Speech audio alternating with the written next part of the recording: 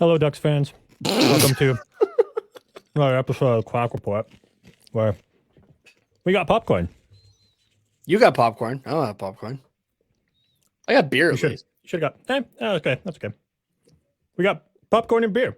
We're almost as good as going to Honda Center to watch the game live, or your other favorite arena, except we're free. The only downside is you also don't get the popcorn and beer. You know what else is free though? What? Goals at the Honda Center, Yeah, but not You for the get a goal. Anaheim Ducks. you get a goal. Everybody gets a goal. Yeah, exactly. 13 goals against over the last 2 games for the Anaheim Ducks, It's not good. and 3 goals for the Anaheim Ducks over the last 2 games. Also, not good. A little bit later in the episode, we're going to talk about the halfway point and how things are better, but not great. I think, and I mean, that conversation did include the Bruins game, but definitely just these 2 games, taking them kind of on their own, you can see that maybe things aren't actually better in Anaheim for the Ducks. Yeah, which you'll hear from me on the pre-recorded part, but I'll reiterate here. It's all right. It's all part of the plan. Yeah. I've just fully embraced, like 100% embraced. Like, I'm not going to talk negative anymore about, oh, actually, no, my notes say otherwise. I was going to say, I'm not going to talk negative about anything bad that we do. Yeah, no, I'll still pick at it, but it's all for the real Connor, Mr. Bedard. Yeah. So I'm going to go past the real Connor part, but yes. Connor Bedard. for real. If anyone knows what that's a reference to, please. We got Way chiming in. At least the score was better than this game. It's true. Yeah. 7-1 to 6-2. Next game, 5-3 maybe. Yeah. Can we change our predictions? No, they're locked in. Okay. Way also was in the chat for the watch party that we did for this Anaheim Edmonton game. So if you're watching live or if you're listening to this after the fact and you were in that watch party, though, thanks for hanging out with us. Way had some good back-to-back comments here as well from the watch along that I wanted to put in here because it perfectly encapsulates this entire game. He said, I just came back from something and oh God, the score. What? Unfortunately, this is nothing new. Yeah. And I think this was like halfway through the second period. He had commented this. Might have been early third. Or might have been, early third. Yeah, somewhere in there.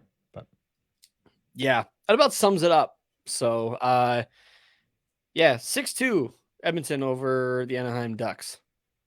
Yeah. That was a rough game to watch. Like, honestly, if we weren't doing the watch party, and like I normally try to keep those kind of games on because I have to talk about them. That's a game I would have turned off, honestly. Yeah, that's what I did with the Bruins one. Yeah, it's like I can watch the highlight package later, but like, yeah, it's like I watched the highlight package. I didn't even watch like that actual game. So mind you, I was busy with dinner and then I went and played lacrosse that night. But yeah, kind of spared me, I guess, a little bit. So yeah. Ellie says, ditch the jerseys. Yes, for continuity's sake. Yep. Going into the next one. But don't worry, I got popcorn, which I have to make disappear before the end of this because otherwise the continuity's broken. And I have beer that I need to chug. Yeah. So, and then you need to sober up so that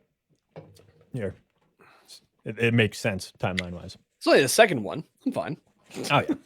But you got to be like fully sober. Yeah. I know I'm not supposed to eat on a podcast. It's like the golden rule, but it's popcorn. What are you going to do? Yeah. How could you? How dare you? Yeah. This is a family-friendly show, and you're eating on the show. And just to be clear, I didn't just yank the popcorn away from my girlfriend. I was eating it, and she was like, would you just like your own? And I was like, well, you can make yourself another one, and I could take this one because it's like, it was mostly gone. And she was like, okay. All right. So we cut a deal. It's okay. I didn't just yank it. Okay, so after this, I'm having pizza and popcorn. My girlfriend's going to think I'm high. No, I'm just hungry. We were talking about food on the live stream. Yeah, it happens. It's late. we missed Yeah. dinner. So Lucas says, can't get upset anymore about this game. Felt like Boston rolled through again. Yeah, but it's not Boston.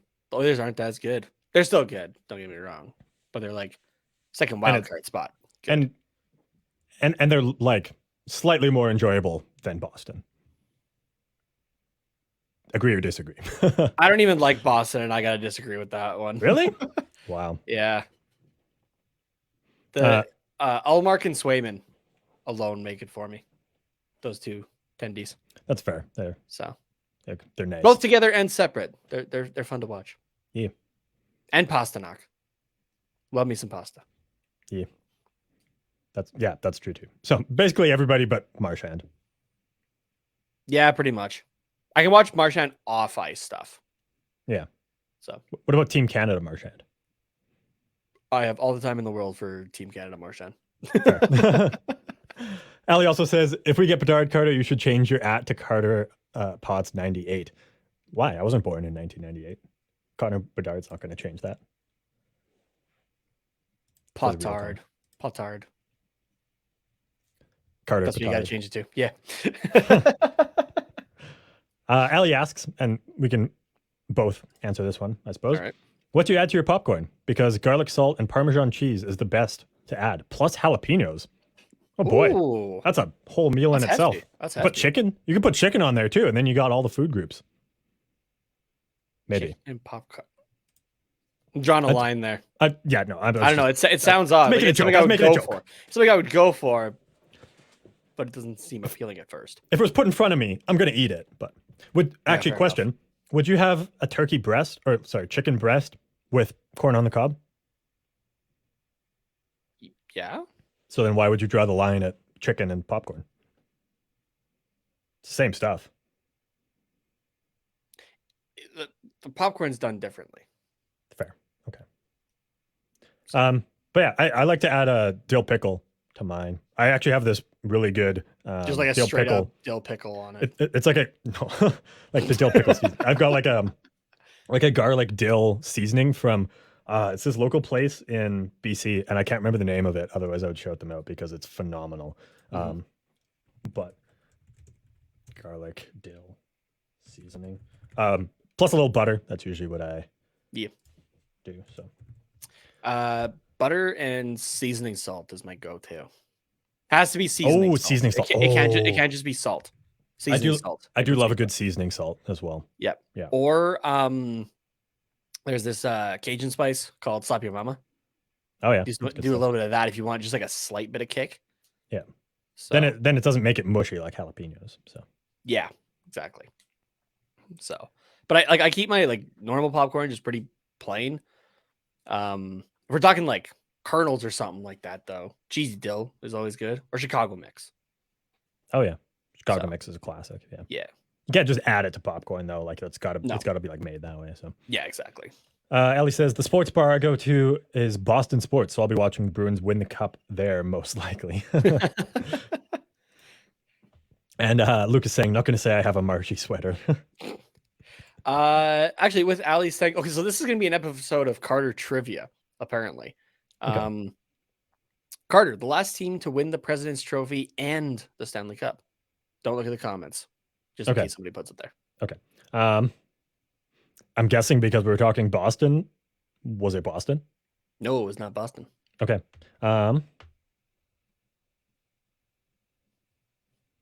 Was it? You're close in terms of years, though. Okay. I'll give you that hint. Okay. Was it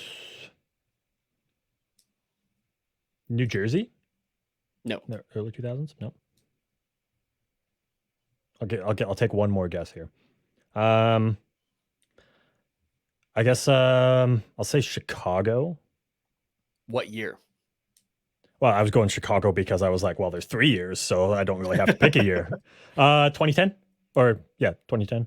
2013, the lockout shortened season. So that team went on a roll, won the President's Trophy, and won the Stanley Cup. That's been a while since a President's Trophy team has won a Stanley Cup, and it was quite a while before that even as well. Yeah. Ellie says, you guys talked about this in an episode last season. And Carter still hasn't learned. That's why I got to No. quiz him each season. Yeah. Exactly. Until it changes. Oh, all right. But no, the 97 in my handle is not for McDavid. It's because No. the year I was born, both, it just we're both born 97. yeah, it just happens to be the same year. So Alex says maybe add some beef jerky.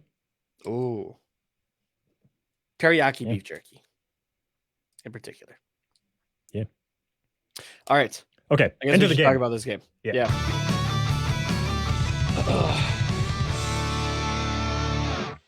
That was a really quick start for Edmonton. Is there slower than a snail?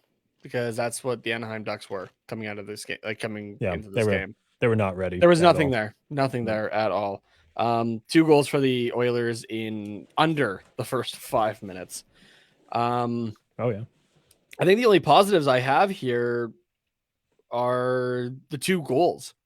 Honestly, I got the 2 Anaheim ones. Yeah, Carrick pushing towards the net. Just actually stick on the ice and actually getting in front there and gets a goal there. And I'd love to see more of that, not just from him, but from the bottom 6 in general. Just plant yourself. Like we've got a big bottom 6. Just plant yourself, stick on the ice, and bottom be ready. 6, top 6, bottom 4, top 4. Well, fuck, throw in the goaltenders at this point. Yeah, I mean, we've got guys that can pass and we've got big bodies. Like I don't know why we're not trying to score more goals that way. So. And Simon Benoit's blast at the start of the 3rd period there, which is funny if you go back and rewatch the watch party there. So I'm like, oh yeah, it's a little bit late for like a shake up on the team, right? Because it was 4-1, 5-1 at that point. 5-1 at that I point. think 5-1. I was like, oh, it's a little bit like it's a little late for a shake up. Like the Eakins should have pulled Gibson after the 1st period, and then right as I'm saying that, Benoit scores. Yeah. Actually, it might have even been 6-1 because I think it was 6-1 at one point, and so that might have been. 6. Yeah, that was 6-1 heading into the 3rd period there. Yeah, Benoit was the only goal 48 seconds into the 3rd there. So. Okay, yeah. But I don't know. From Leeson and Comtois. Yeah. Nice. So what else do you have in this card before I talk a little bit more? Actually, this was something that I just clued into now. That was a good night for Max Comtois with assists number 1 and 2 on the season.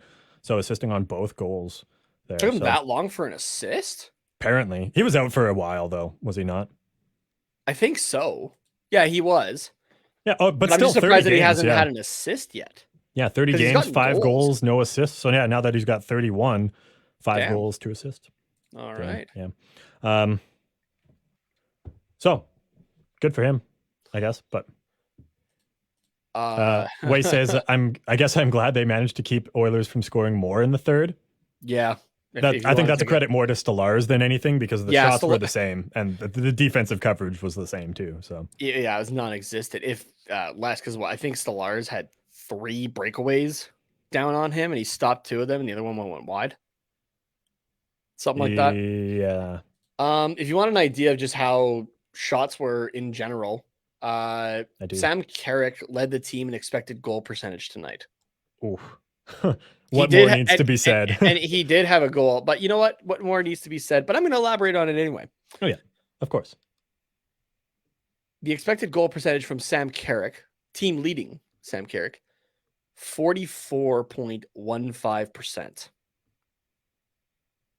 Oh. Oh. And just to give you a reference, Carter, you'll enjoy this one. Mm-hmm. Being the Oilers schmuck that you are. Cody Ceci was last in goals expected percentage for the Oilers at 53.7. Oh boy. The Oilers' worst was better than our best in terms of expected goals tonight. Or expected goal percentage. Sorry. Yeah. Which is brought down by just probably an abysmal expected goals against for everybody all around. But yeah. Jack Campbell didn't have to do a whole heck of a lot, like nothing too strenuous. Mm-hmm. Negative 0.35 goal save above expected. And what was shot? Yeah. A 21 0.35. Oh, so kind of right where you should be. Yeah. 21 saves on 23 shots for a .913 save percentage. Like it wasn't a busy night for Jack Campbell. However, at the other end of the ice, Anthony Stolarz, 16 saves, and he only played the third period, and he had 16 shots against. Yeah. And 16 saves. That's what I love about Stolarz when he comes in relief, is he just puts up like a third period shutout. Or like maybe he'll let in a goal that he had absolutely no chance on, but generally he's like just so solid. You know what I want to see? I want to see John Gibson play start 82 games a season, but hear me out. He only plays the first 2 periods, and then Stolarz goes in for the third. Oh, it's still too much for John Gibson to be playing. John Gibson didn't need to start this game either.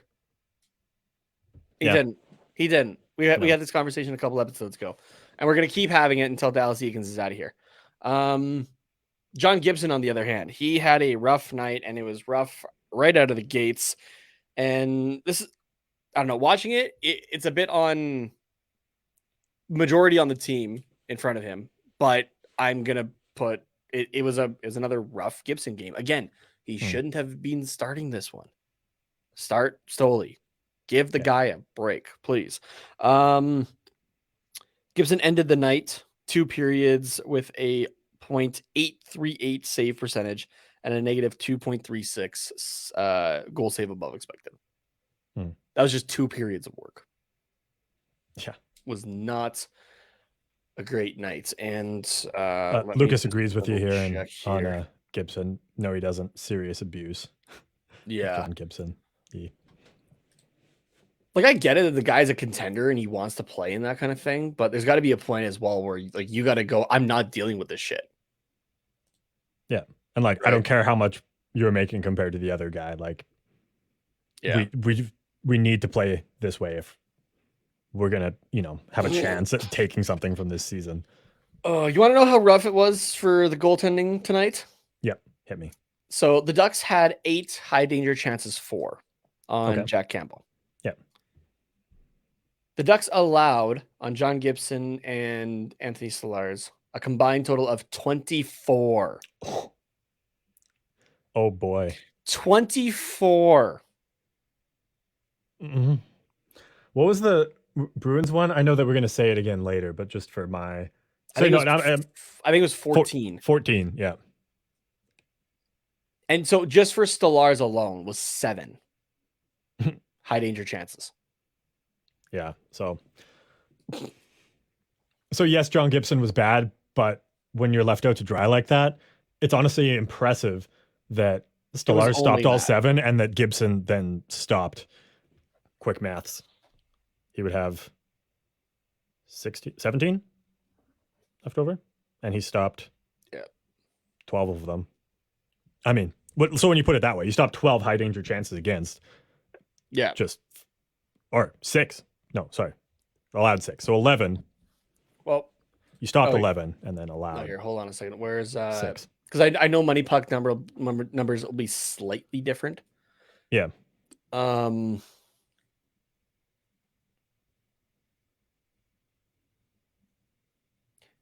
Yeah, it's saying for John Gibson that he allowed 2 high danger, 2 medium, and 2 low danger goals. Okay, gotcha.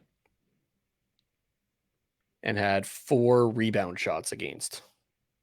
Okay. Whereas expected to only be 2.4. Yeah. Yeah, I guess it's not guaranteed that all of the goals were high danger chances. So, yeah. Yeah. So, yeah, I mean, so I guess in that way, John Gibson stopped 15 of 17 high danger chances. So I don't even care about the low danger ones he let in. Like if you're letting in 15 or if you're stopping 15 high danger chances, then if you give up some stinkers, then like fucking obviously you're going to be exhausted. Yeah. So, the Ducks put up 16 blocks, which isn't bad, but considering that the Oilers got off 53 shots, yeah, I would expect a little bit more. Yeah. Those are actual shot on net, like shots on net. Yeah. We're kind of saying the same stuff about this one as we are about the Bruins ones. It's like, so there was just we had 2 days off. So presumably 2 practices and maybe a skate this morning. So 2 to 3 practices to work on things after the Bruins one. And evidently we worked on none of them. Are you surprised? Well, no, but like We're past the then halfway what are point we of the doing? season. Then what is the coaching staff doing? Getting paid $1 million+ to have their thumb up their ass. Is it just shinny every day? You're just gonna like No, because that's work on actually passes? that's Like, actually no, shitty's yeah, actually practical. You can actually learn and improve through shinny even. yeah, that's a good point. So I don't know. I don't know. We've I'm gonna come back to one of Lucas's comments here, but we've got Kevin saying, didn't know if you guys caught me at the end there, but I said I was glad Yeah, I I took my did lunch catch late. it. Yeah. So he didn't have to watch that. Yep. Lucas saying again, look at all the shots, can't see the crease again. Yep. Yeah, he's not wrong. I just pulled it up there on Money Puck, and yeah, you can't see the specifically the top left corner of the crease. You can't see it. Oh yeah, not surprised. So Kevin also saying, holy shit, almost an average of a shot on goal per minute. yep. Not far from that. The other one I wanted to bring up from Lucas, and this is kind of transitioning into more of a positive. Hey, only 3 penalties. Yeah, There you go. that's not bad. We also went 2 for 3 on the penalty kill, so against the top power play in the league. So yeah. that's there's something to be said about that as well. Just unfortunately, they got us. They being the Oilers. I'm trying to talk about it from the Ducks' perspective. So Yeah. if anyone's confused who I'm talking about, generally I'll be talking about the Ducks on this part. Yeah, like the Oilers just got us a 5-on-5. Yeah, exactly. Really. But so yeah, can't be mad about the special or the penalty kill. 0 for 3 on the power play. You'd like to see more from something there, especially considering it was against Jack Campbell, who went into this game with an 877 save percentage, a 366 goals against, and a negative 12.5 goal save above expected on the season in 19 games. Like just on the goalie alone, you would hope that something would get in on the power play. Because the Oilers are similar to the Ducks. I'll say similar, not the same, because they're slightly better, but they suck defensively too. Yeah, and penalty kill hasn't been great either. Yeah. The penalty kill is going into tonight's game was only 3 spots better than Anaheim's. Yeah. Anaheim went into this game 30th in penalty kill, 71.4%. Edmonton went into this 27th at 72.7. Yeah. So a percentage point 3 better. That's it. Kevin also says, and Kevin, just right off the bat here, I'm going to say when the rest of the episode drops in the morning on whatever platform you usually listen to it on, we are going to talk about this in our midseason report. But Kevin says, PK has looked most improved from the team as of late. Yeah, you are 100% Very right. much. We, Very much.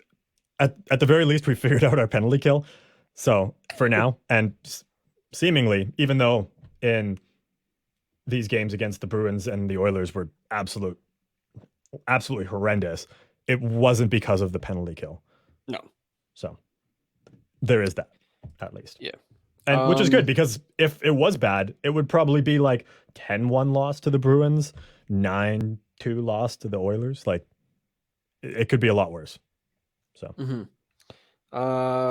what else did I have here? I love that my second period, like I divided my notes up by period and then like tried to put it all together.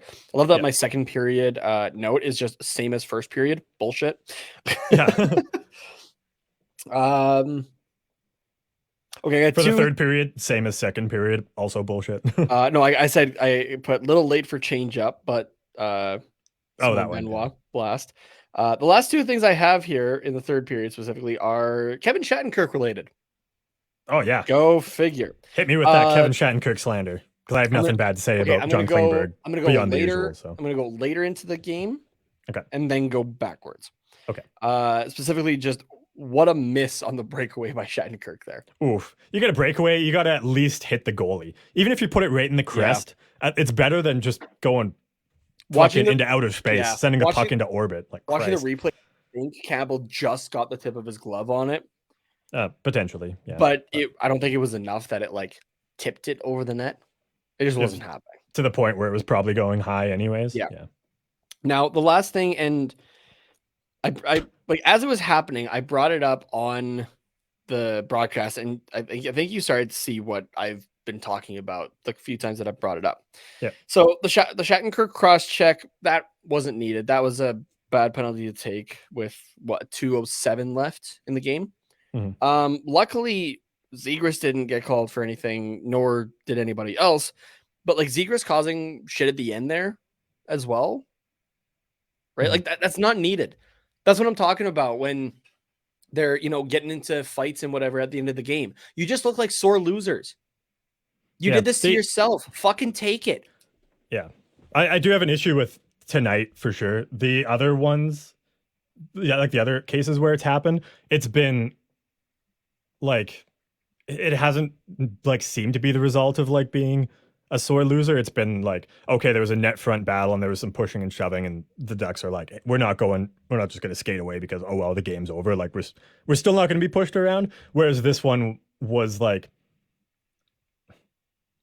I'm trying to think of a way to word it without sounding like biased towards the Oilers, but I don't think that's really going to happen. I get it. Yeah, but like this was kind of initiated more so by Shattenkirk, where he took the penalty and then he flipped the puck at Jan Mark, who he just cross-checked, and then which I don't think that was intentional, but I did kind of laugh at it and went, like, Shattenkirk, you're not that guy.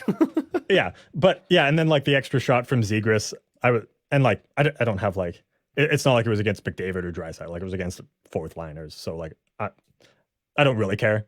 Yeah, like as if it was those guys, but in that way it comes across as like being sore losers, because it's like, okay, you're going on the penalty kill and now you're just like trying to stir up shit and like the game's over, like who gives a shit kind of thing. It's not needed at that point. It's not like initiated by the other team. If it was, say, Darnell Nurse, it had taken the cross-checking penalty and then kind of tossed the puck in the direction of, say, Sam Carrick, who he had just cross-checked, and then a scrum ensued that way and fight broke out, then I wouldn't have an issue with it because it's the Oilers initiating that. Yeah. So obviously the Ducks are going to stand up and say, we're not just here to get pushed around.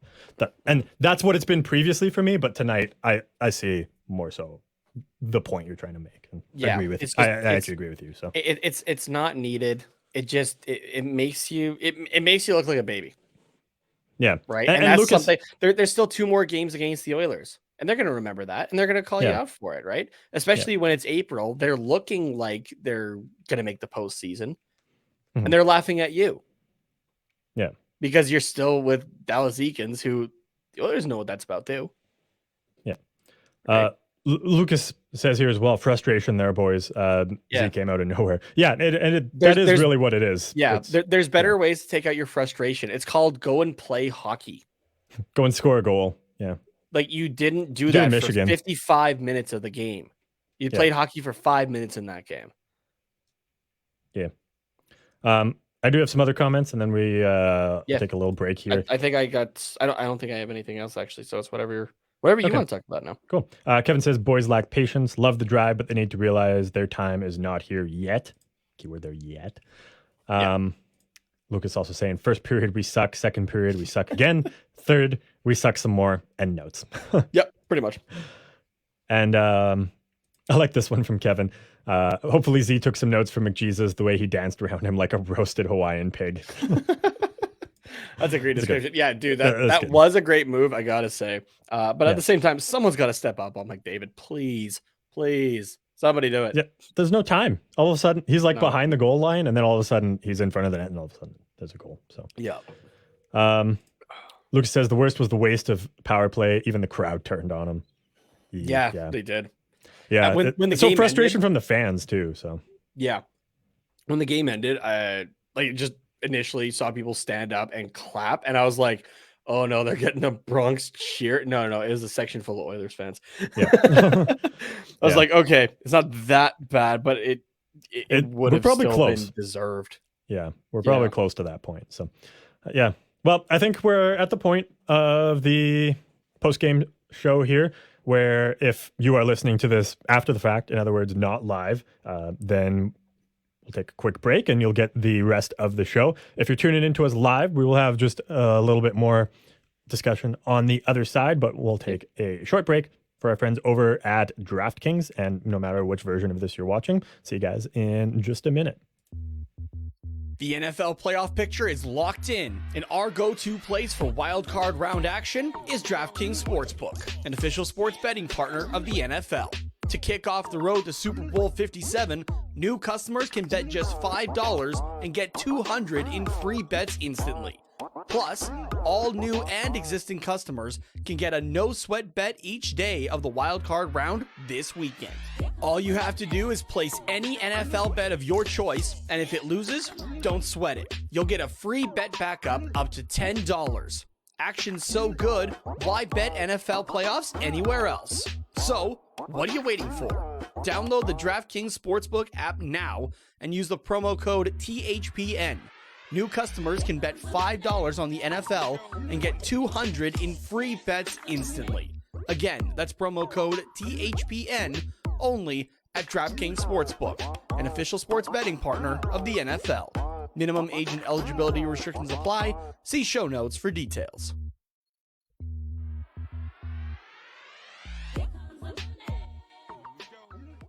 All right, welcome back. We are going to talk about the Ducks and Bruins game now. Yeah, actually, no, we're not. We got some Ducks news Edmonton, here. Anaheim. We're just skipping over the Boston game. Fuck, what's there to say? we got absolutely torched, 7-1. David Pasternak scored a hat trick. Okay, what does it say about the Ducks? You know what? I got stuff about the Ducks. Okay. If you really want stuff about the Ducks, I got stuff I prefer about the stuff Ducks. about the Ducks. Okay. No 3 in a row is happening versus Boston. Yeah, no. That's, and you know what? if anyone thought that, like, you're kidding yourself. Yeah, I'm okay with that. Now keep losing. I never thought I'd say this just to anybody, but for this season in particular, for the Anaheim Ducks, what's been a common theme throughout the year? Sucking for Bedard.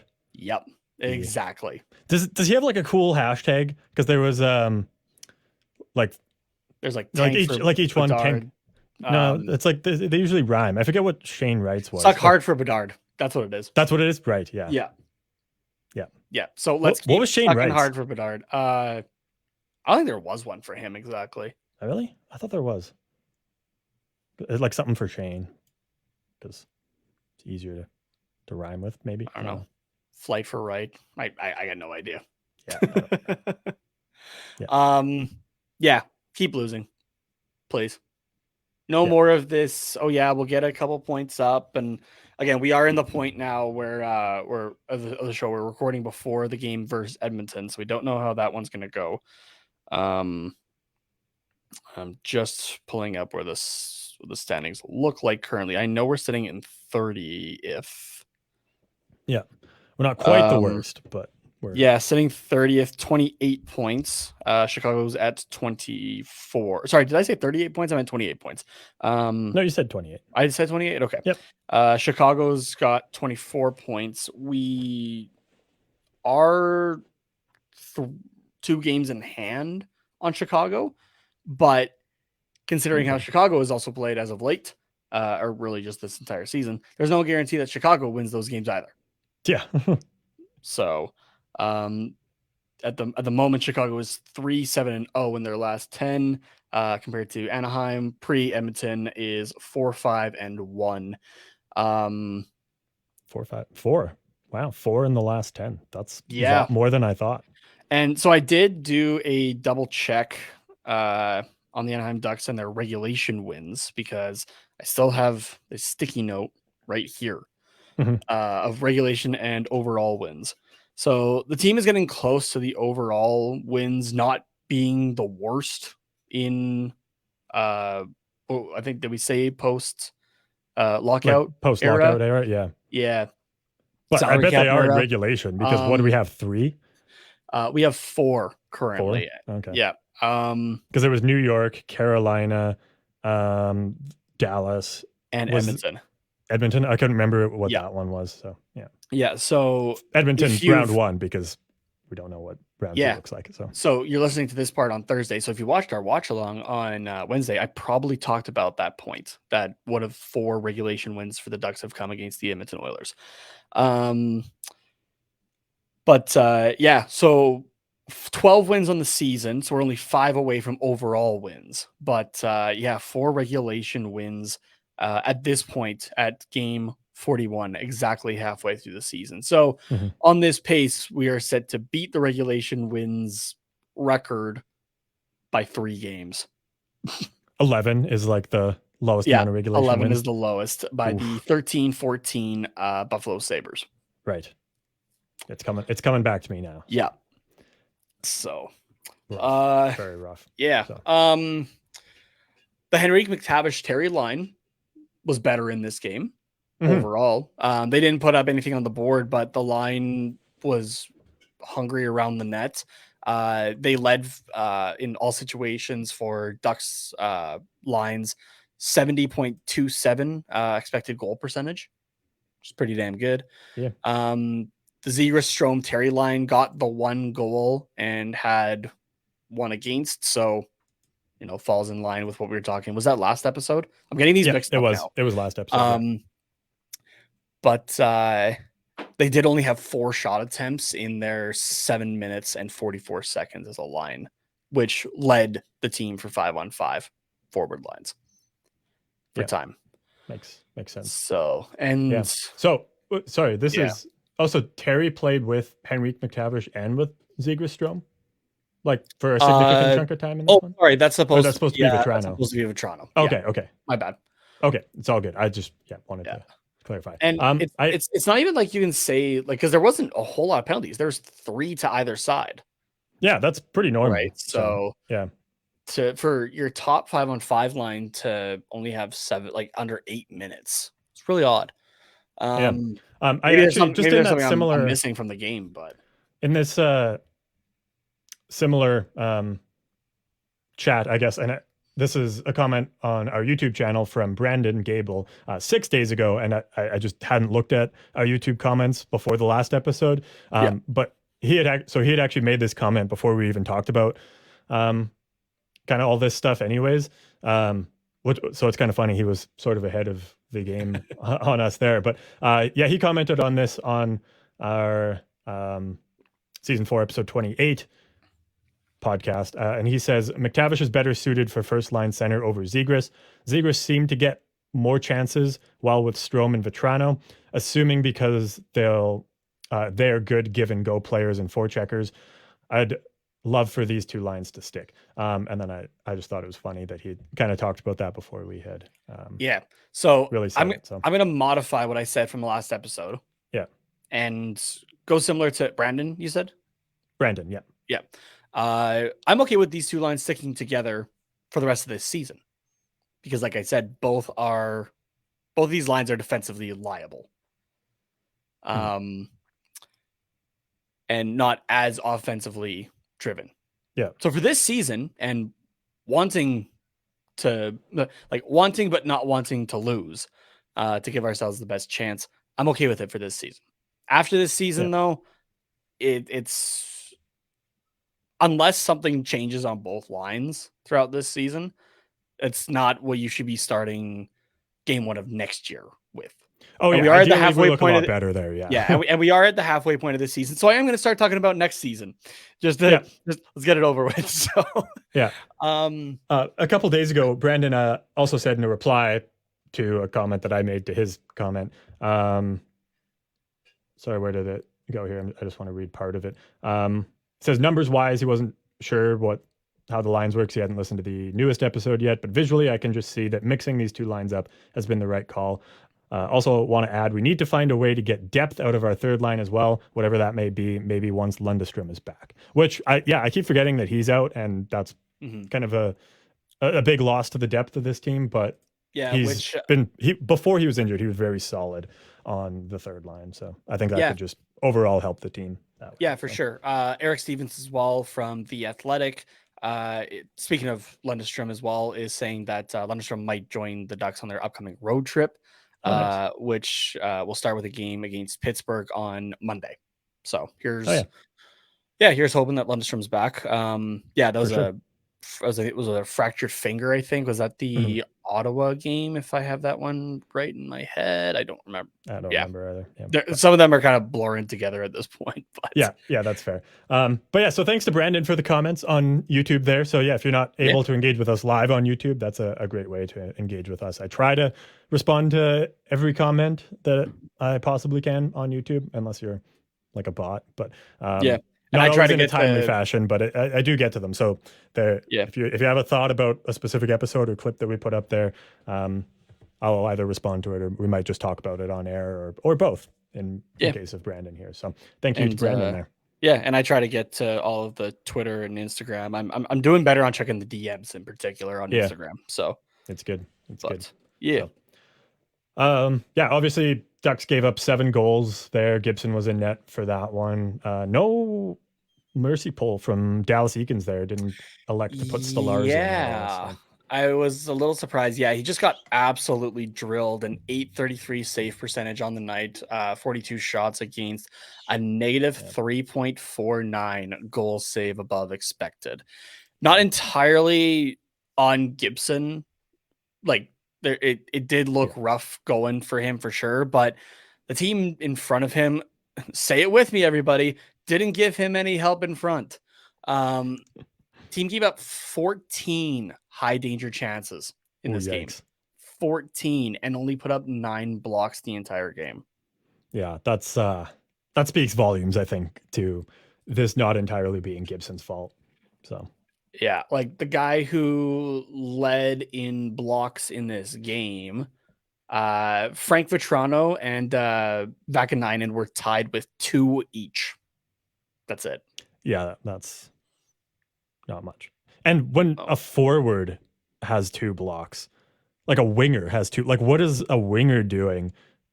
Like blocking how shots. are they blocking shots when that's the job of defenseman and maybe a centerman? Like yeah. I mean, like I'm not upset that, you know, Frank Vetrano's blocking shots, obviously, but like there's maybe some better things he could be doing, but like that's where a defenseman needs to be like, no, this is like here, let me rephrase.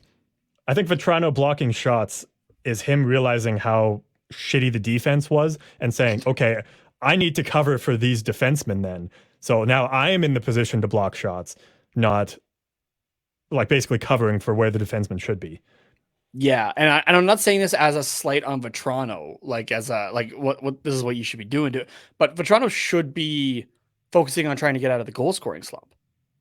Yeah, not covering for the defense and blocking shots and whatever. So yeah, but you could also kind of like make the argument that is Vetrano in a goal scoring slump because he is focusing so much on having to play better defense to make up for the lack of team defense. So then he's just kind of like expended all of his energy that when it comes time that he actually has a shooting opportunity, he can't capitalize on it. Like that's, I don't know, that it might be a little bit of a stretch, but also might not. Yeah, no, I think you got a point there at least. Yeah. And also this is one game too, so I don't know. Yeah. This is just a very random sidestep, but I'm just looking at the numbers and I'm just realizing, going back to what we were talking about with regulation wins, the Ducks have as many regulation wins as the Bruins have regulation losses this season. I don't know whether that's more impressive on the Ducks end or on the Bruins end. I don't know, to be honest with you. Yeah, I don't know. I really don't know. Like I think it's like equally impressive on both ends because like for the Bruins, 4 regulation losses, like holy shit, that's insane. Yeah. We're halfway through the season. Calm down. 32, 4-4 as of this recording on Wednesday night. Yeah, but also like from the Ducks perspective, you do have to put in a lot of work to win only 4 games in regulation. Yeah. Like you can't just like sit back and be like, you know what, we're gonna try for 4 games and then just do absolutely nothing. It's like you have to physically be trying almost. Yeah. To only get 4. The last thing I have on this game, was just a comment from Eakins post game that I thought was just a little odd, I guess to say the least. Like odd for Eakins.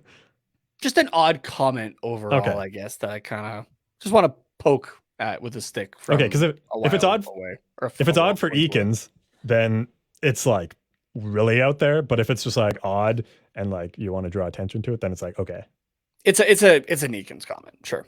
okay, okay. Where he said, "quote It was in the third we just unscrewed our brains. We tried to get cute. We let our foot off the pedal, and I think that shows elite teams don't take their foot off the pedal just because they're up." Which, you know what, he's got a point on that last portion of it, right? Yeah, Boston for sure. Yeah, did not let up. That team went on and scored another 3 goals in the third period. One of them as well in his homecoming from Hampus Lindholm on the back end. oh yeah. So What a like. I know that we were trying to yeah. clean house, but like, fuck, man, that's a was a tough bad trade. Like that was a tough one. he's had like, did we even get a first round pick for that? I think we did, right? Well, yeah, I believe we did. Oh yeah, I think we got a first and John Moore. Oh, and we got Vakanainen. I'm pulling up. I'm pulling up the trade right now. Okay. Just because, yeah, it's almost a year ago now. Yeah, I'm pretty sure it was more Vakanainen in a first for Lindholm. Yes. So yeah, 2022 first round pick, second round picks in 23 and 24. Okay. Euro Vakanainen and John Moore, right? Yeah. Okay. So yeah, that's a decent haul, especially because he was on an expiring deal. But I mean, I think looking in hindsight now, we really could have used Hampus Lindholm this year and in future years as well. Like I think he would have been a solid like, just like second pairing guy in a few years. But also like he could have like him and Lindholm and Fowler as a top. Him and Fowler line would have been amazing this year. year. That would have been great. And then once Drysdale, that would have taken 5 shots off of John Gibson's night alone. Every night. Yeah, exactly. Yeah. And then like in the future, it could be Fowler, Drysdale, Lindholm, whoever. I don't know, Vakanainen maybe. Yeah. Like that. I guess we wouldn't have Vakanainen if we didn't trade Lindholm. I don't know. Yeah, and Lindholm's had a good time in Boston so far. Fucking career year, yeah. As well, yeah. He's 40 games played. He's put up 28 points, 5 goals, and 23 assists. He could be a sleeper for the Norris, honestly. Yeah, which already has him 6 points away from tying his career high in 2014-15, where he's played 78 games for the Anaheim Ducks, putting up 34 points. Yeah. Also, didn't he? Oh no, it was Allmark was the All-Star from Boston. Yeah. Yeah, I was for some reason I was thinking it was Lindholm. But there's a few guys from Boston that you could put down, and I don't think I voted for a single one actually in my Pasta in my voting so far. Oh no, I did put Pasta. I think I put Pasta. I don't remember, to be honest. I mean, there's lots of other good options from that division, but anyways, we're getting that division I put all Leafs. I put Marner or not Marner. Oh yeah, that is Marner's in there already. Nylander, Matthews, and Samsonov. Yeah. I got him and Sorokin mixed up for some reason. I don't know why. Yeah, I mean, they're similar names, both European goaltenders. So, yeah. But that is just an odd comment. Yeah. Yeah, more the first part, like we unscrewed our brains and we tried to get cute kind of thing, and I'm just like, it was 4-1 heading into the third. The unscrew your brain was before you stepped out on the ice in the first period. It was before the season started. Come on, Dallas. Yeah. Come on, man. Come on. Yeah. Also, I didn't really think that the third was that much worse than the other 2 periods. Like I kind of just thought it was all not great. So but, it was all not great. If somebody wants to write a story about this season of the Anaheim Ducks, it was all not great. Yeah. I don't really have anything else to say. Yeah, I got nothing for this game. It was that's what it is. 7-1 loss to Boston. It's what we want in a way, but at the same time, it's just an absolute shilling. I don't care that they're first in the league. This is one of those embarrassing losses that I'm talking about. Yeah, like at least it's been a while since we've had one. How many games has it been since we've had an embarrassing loss? Let's take a look here. And I'm calling it an embarrassing loss, like a 3 goal or more spread. Let's take a look here. Well, we lost to Philadelphia 4-1. Okay, so it's been 3 games. Yeah. And even if you want to say, well, yeah, because that one was 4-0 until 30 seconds left. Yeah. Yeah. And then if you're like, okay, well, I mean, it wasn't that embarrassing, then you just go back 6-1 to Nashville. So Yeah, just like the game before. literally the last game before that. So yeah, 3 or 4 games has been since we've gotten embarrassed. Yeah. So Cool. Cool. fun. All right, let's go into the news. There's some Yeah. more good stuff in there at least until yeah. Well, we're not going to start with the good stuff because we're going to start with the injury update, but we will get to okay. some good stuff. Yeah, Justin Kirkland is out with an undisclosed injury as a result of a car crash that happened after, I believe, the Bruins game on Sunday. Expected to be out till January 16th. So, and he was released from hospital on Tuesday. So obviously doing fine now, but serious enough that he was hospitalized for a couple of days. So hopefully he is doing better now and speedy recovery and all of that stuff to him, because that's quite unfortunate of an injury for anybody. So yeah, exactly. So this is a statement that was put out by the team on Monday afternoon. Oh, excuse me. Saying Ducks center Justin Kirkland was involved in a car accident yesterday afternoon, Sunday, on the way to Anaheim's contest versus Boston. Right, he wasn't in the lineup. Oh wow. Yep. He was transported to UCI Health. That's where the good old partnership sponsorship comes in handy. Yep. Where he remained overnight. He remains under evaluation, but otherwise has full mobility and is communicating with his family and teammates. He's expected to be released in the next 24 to 48 hours, as he was. And it was saying yesterday that he's expected to be out until the 16th, which would be the start of the road trip against Pittsburgh. So we'll see if Justin Kirkland is back in that time. But in the meantime, though, he is on injured reserve, which I don't remember how many games exactly injured reserve. A week. It's a week. Okay, so that does line up actually that he'd be able to return at that point. So hoping that everything's fine. I mean, I'm assuming because he was released from hospital and whatnot, but hopefully nothing ailing him for days, months, years to come. Yeah, exactly. So yeah, that's I didn't know that was before the game. I don't know. Apparently I didn't read the tweet well enough that the Ducks put out, but that does kind of put this game in a bit of a different light, like that. I mean, I don't think Justin Kirkland's going to be your difference maker. No. I'm just saying, like, not in terms of him like missing. Oh, but just like what he would bring for the other guys, for like the players thinking like, oh man, this guy got in a car crash. Like, it's even if like you're like, okay, it wasn't super serious. He's just gonna be in the hospital like overnight probably. Like, and they're like, okay, like he's gonna be fine. This is all good. It's not like the most serious thing. Like, it's still kind of in the back of your mind that like, oh, that could have been me on the way to the game, or like, if a certain player was like, oh, I was gonna offer him a ride and didn't, or like, never know what could happen, like that sort of stuff. Especially with everything going on in the NFL lately too. It's I guess just like players being hospitalized for non-sports related injuries was maybe just like a little bit more in everybody's mind as well. So which also glad that Hamlin is doing a lot better and released from hospital. Just that too. Sidetrack there, but so I don't know. Maybe that just affected the way that everyone played in the game. I don't know. Like, I don't think it's maybe like an excuse that you can make for it. And obviously, I don't think that's something you would cancel / postpone a game for. Is this? But it would still affect you, I think. So yeah, absolutely.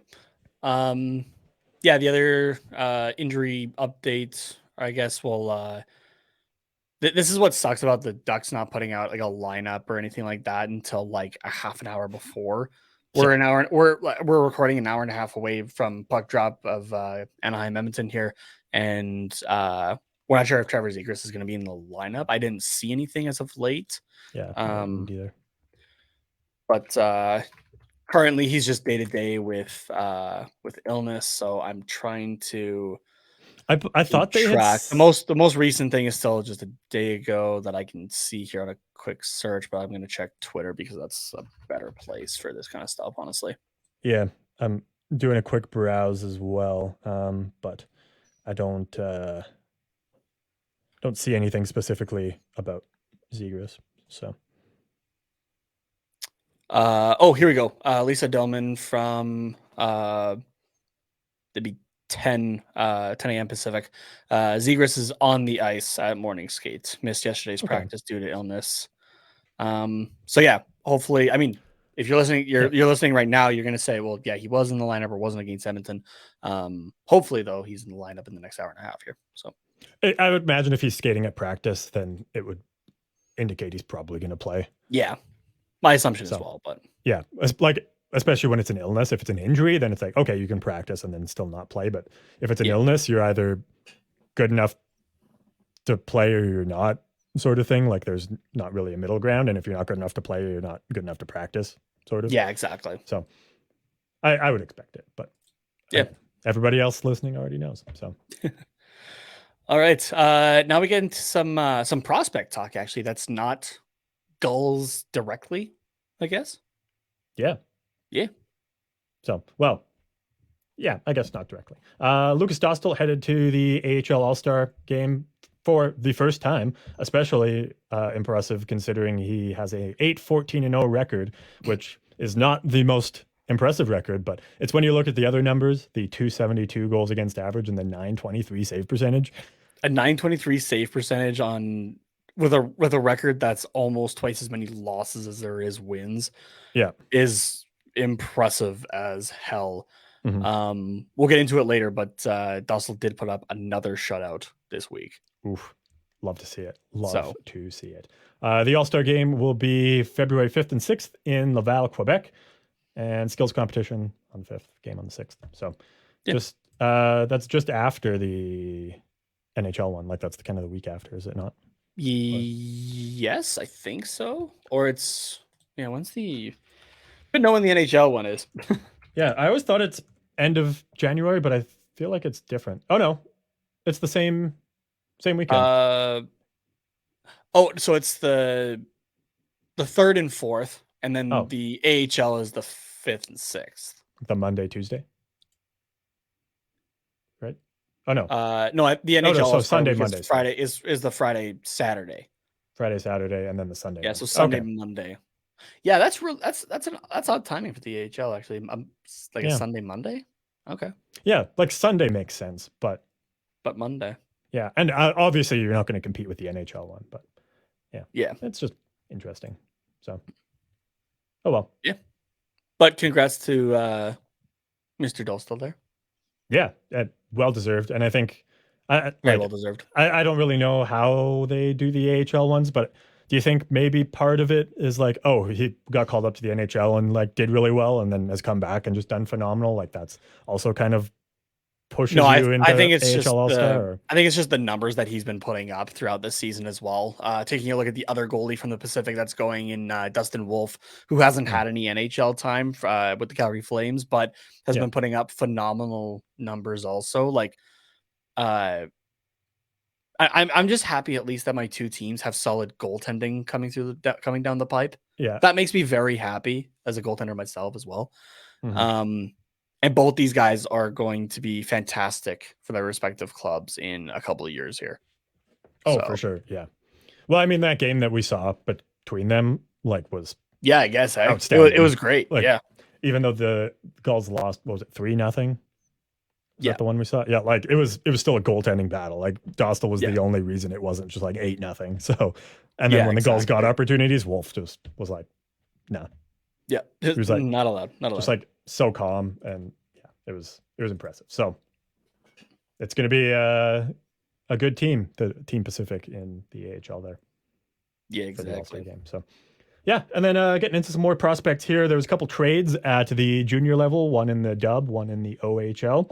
I guess the WHL one happened first, so we can start there. Olin Zellweger. Yeah, which we did talk about this a little bit on the last episode, but it was still kind of in the rumor phase. We didn't have all the deets. So he was traded from Everett to Kamloops officially. Kamloops hosting the Memorial Cup this year, so guaranteed spot for him. And oh boy, did they go all out for this one. Jesus Christ. Just, man, junior trades are fucking nuts, man. Because like, it's essential. Like this Olin Zellweger trade is essentially like if Sidney Crosby got traded somewhere. Like, I mean, it's like that kind of equivalent in terms of like skill in that league. Exactly. And this is probably what yeah. Crosby would get in a trade. So, yeah. So Absolutely.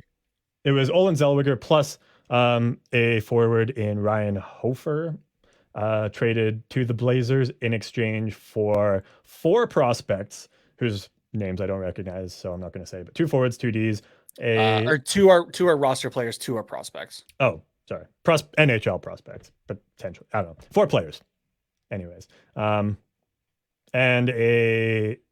what was it? 10 picks? 1, 2, 3, 4, 5, 6, 7, 8. Yeah, 10 picks. 10 picks. Which 3 of them are first round picks in 23, 24, and 25. Oh, and 26.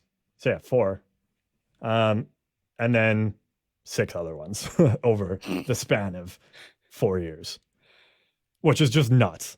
Like, yeah, basically the Kamloops Blazers are saying we're going all in for this year, and we're okay with being at the bottom of the league for the next 4 years.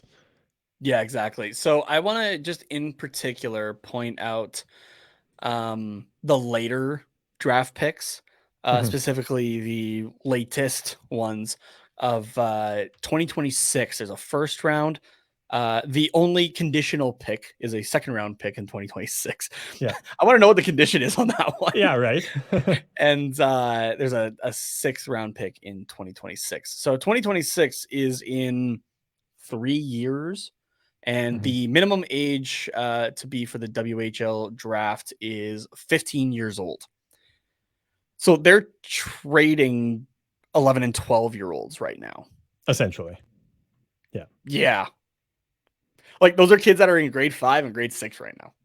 Yeah.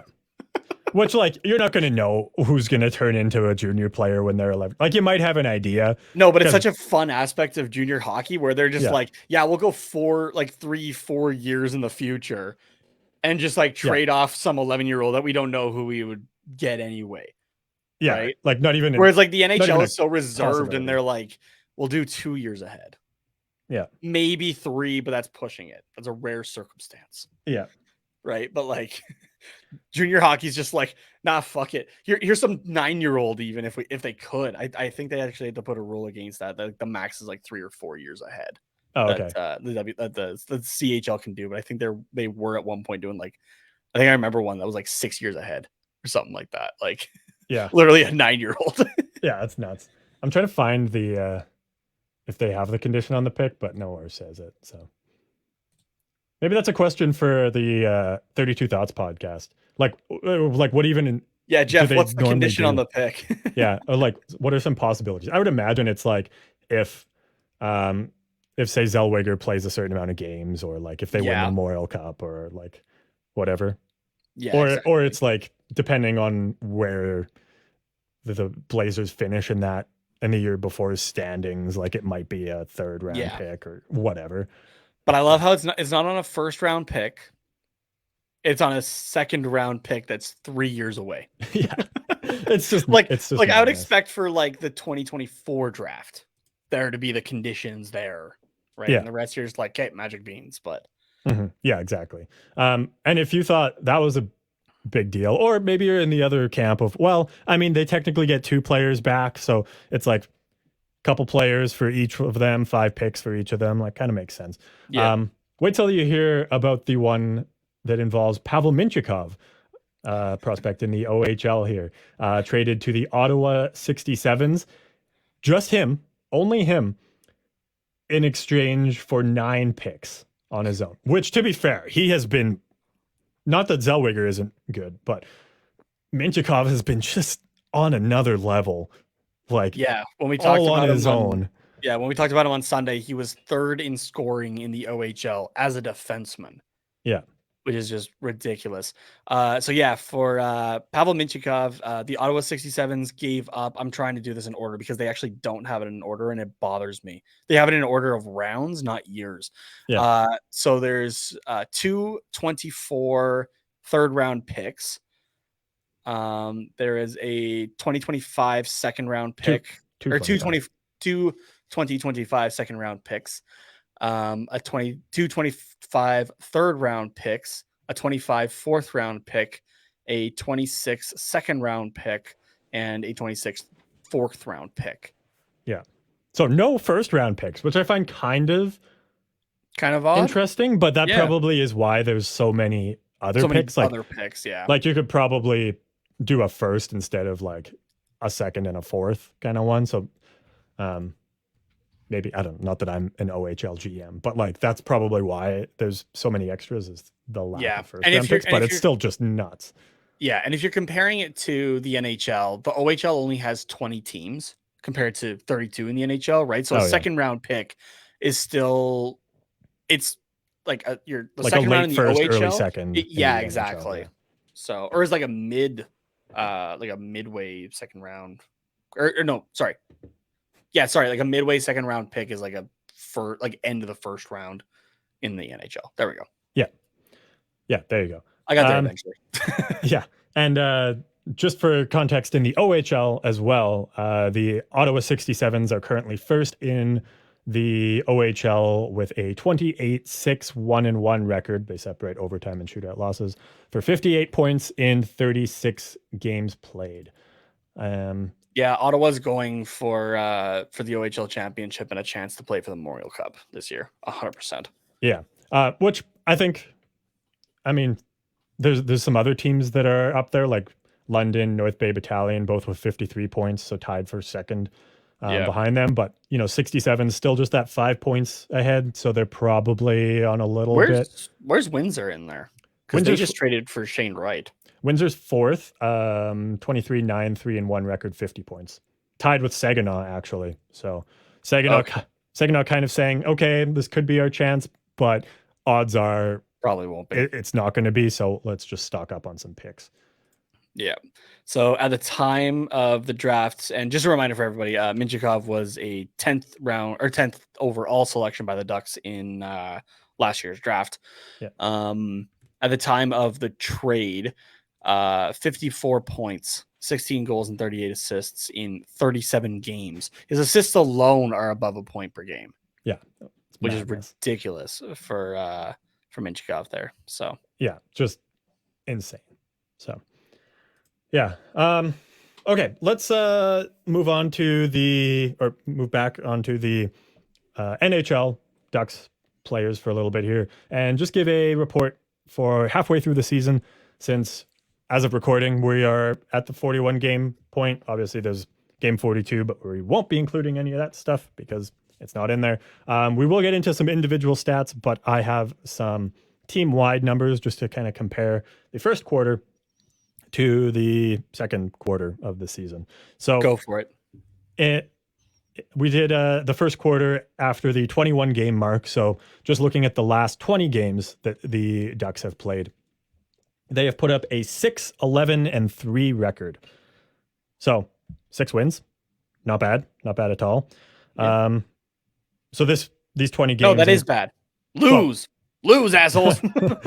This is everything after the 5-1 loss to Ottawa on November 25th, because that was game 21 there.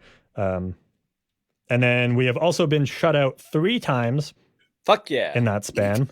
We have, however, got one shutout, which was Gibson's against Dallas there. So his first one in 14 months, which I heard that stat and I was like, it makes sense, but I'm baffled at the same time. Yeah. So yeah, that's where we are at in this quarter. And then in terms of the goals and scoring, because offense has not been there, in these 20 games, the Ducks have scored 41 goals and allowed 79. Woo! For a 34.17% goal share. So essentially, for every goal we score, the other team gets 2. Dallas, Kentucky, everybody. Yeah. Dallas, Kentucky. To compare that to the first... I am buying in it officially. Yeah. It's been 3.5 years. I am officially buying in to Dallas Eakins as the head coach of the Anaheim Ducks. To compare that to I'm going to make t-shirts for it. Nice. The first quarter, so 21 games played, but oopsies, I've hit a button. Sorry. This is why I shouldn't set shit on my keyboard. I forgot that was a key, though. Nice. I love Eakins. Yeah! Yeah, so Again, 41 goals for, 79 against. In the first quarter of the season, we scored 52 goals and allowed 88 for a 37.14% goals for share. So we are scoring less, but also we've allowed slightly less. Yeah, so I was goals. like, okay, so Dostal helped in the goals against category. Yeah. To put it in terms of goal differential, a minus 36 in the first 21 games, a minus 38 in the next 20. So we're really pretty close there, just overall. And then per game, the first 21, we scored 2.47 goals per game. Now we're only scoring 2.05. So again, slightly reduced. But the goals against has also gone down from a 4.19 in the first 21 games to a 3.95 goals against per game. So we're sub 4 goals against per There game. you go. Look at Can that. you actually shoot me a text of those numbers just so I have them as well? Yeah, I can do that after we're done here. So That'd be great. Thank you. yeah. And then just to put these numbers into a little bit of context with how the league is doing in general, I wasn't sure the best way to go about this, if I should do since November 25th or just look at every single NHL team's last 20 games. But either way, you kind of get the same picture. So I'm just going to go last 20 games for every team. And the Ducks can't even be the worst team. We can't even be the worst. We suck at being the worst. We Team are just sucks. we are fifth last in points percentage with a 0.375 ahead of only the Arizona Coyotes, the Montreal Canadiens, the Columbus Blue Jackets, and the Chicago Blackhawks. Anyone shocked about those? No? Okay, moving on. In terms of scoring goals, Ducks second worst. Blackhawks only scored 38 in their last 20 games, whereas the Ducks have scored 41. And for goals against, Montreal has allowed 83 goals against in their last 20 games. And the Ducks are tied with Arizona and Vancouver for the second spot with 79.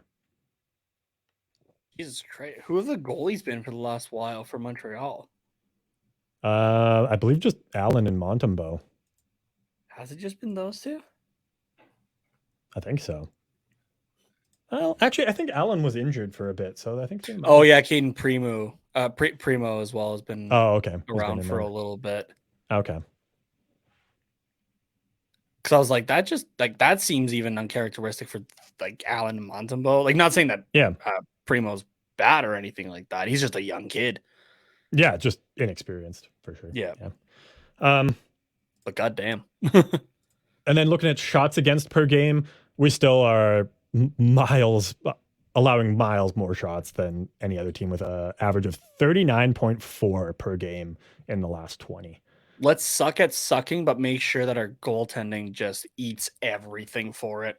Yeah. For context, the next closest is Nashville at 35.65, which like isn't even that bad for shots allowed. Like it's kind of high, but yeah. And then on the other end of the spectrum, Carolina 25.95 shots allowed per game. Shots taken per game were actually surprisingly average. Actually, no, sorry, I lied. I'm thinking of something else. We're still below average. We're only getting 27.95 shots per game. Good for fifth worst. Love it. Yep.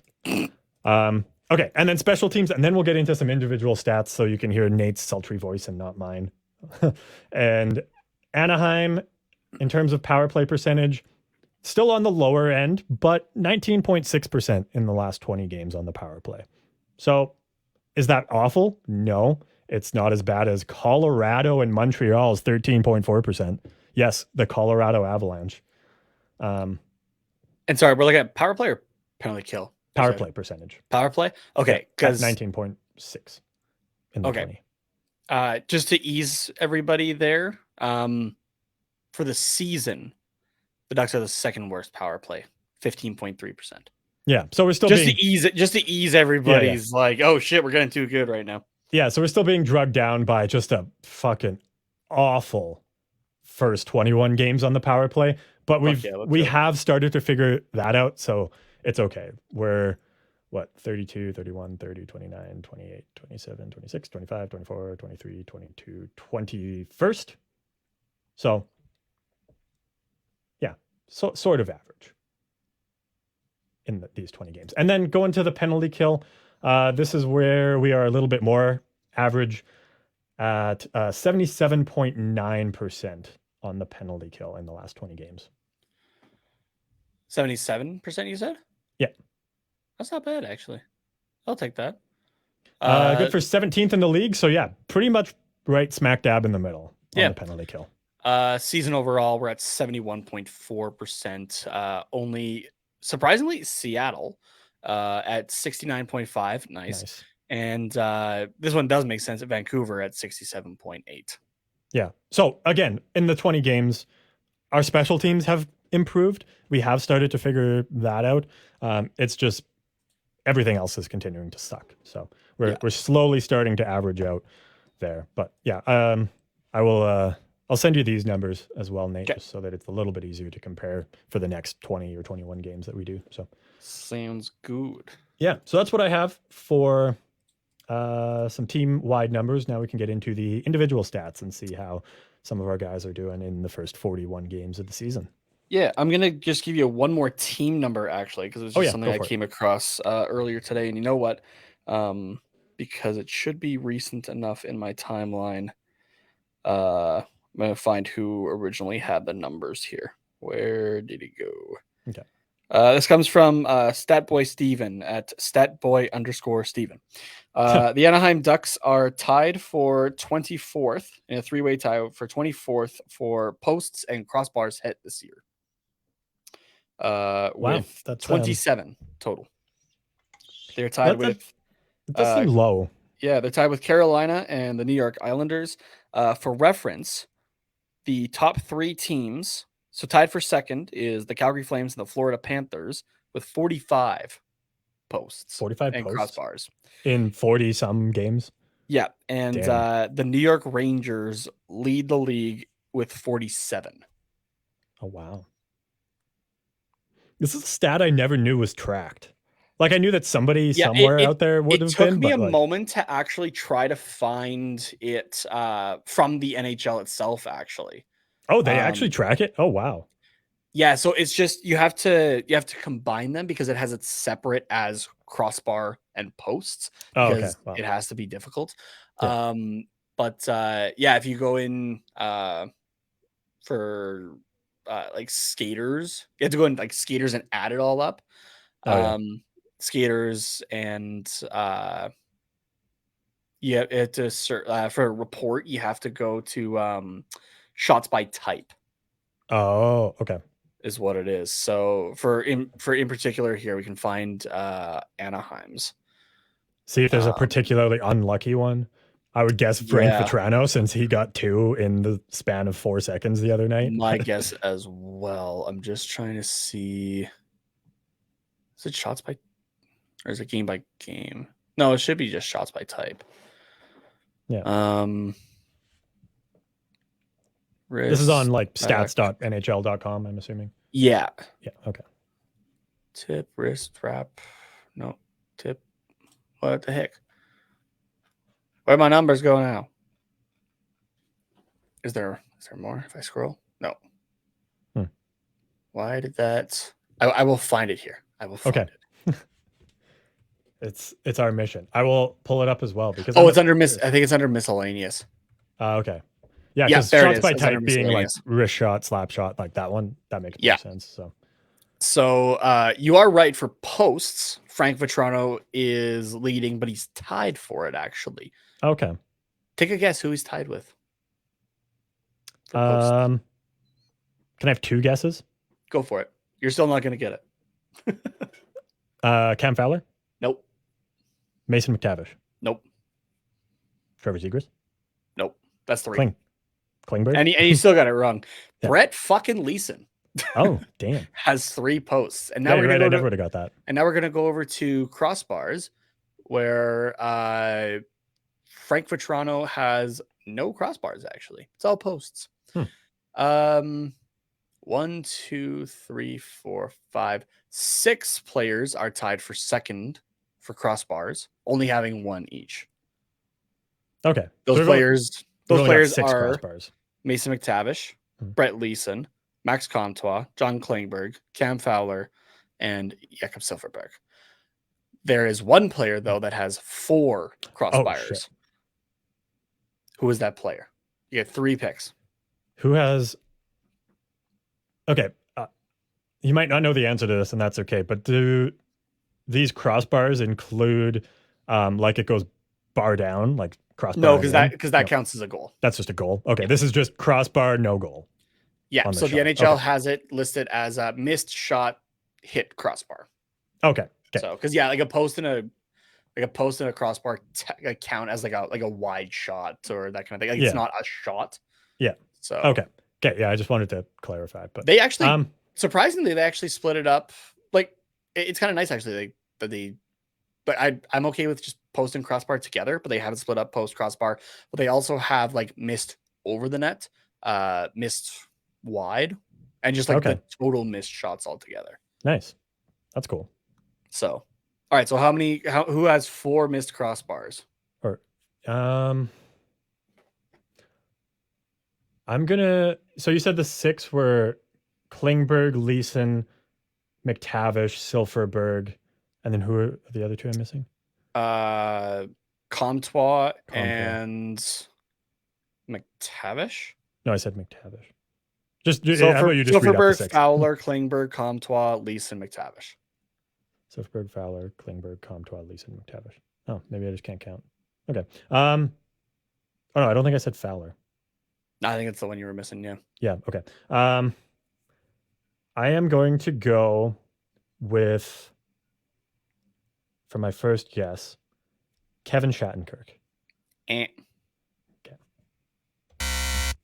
He has apparently not hit a crossbar at all this season. Okay. He hasn't hit a lot this season. So,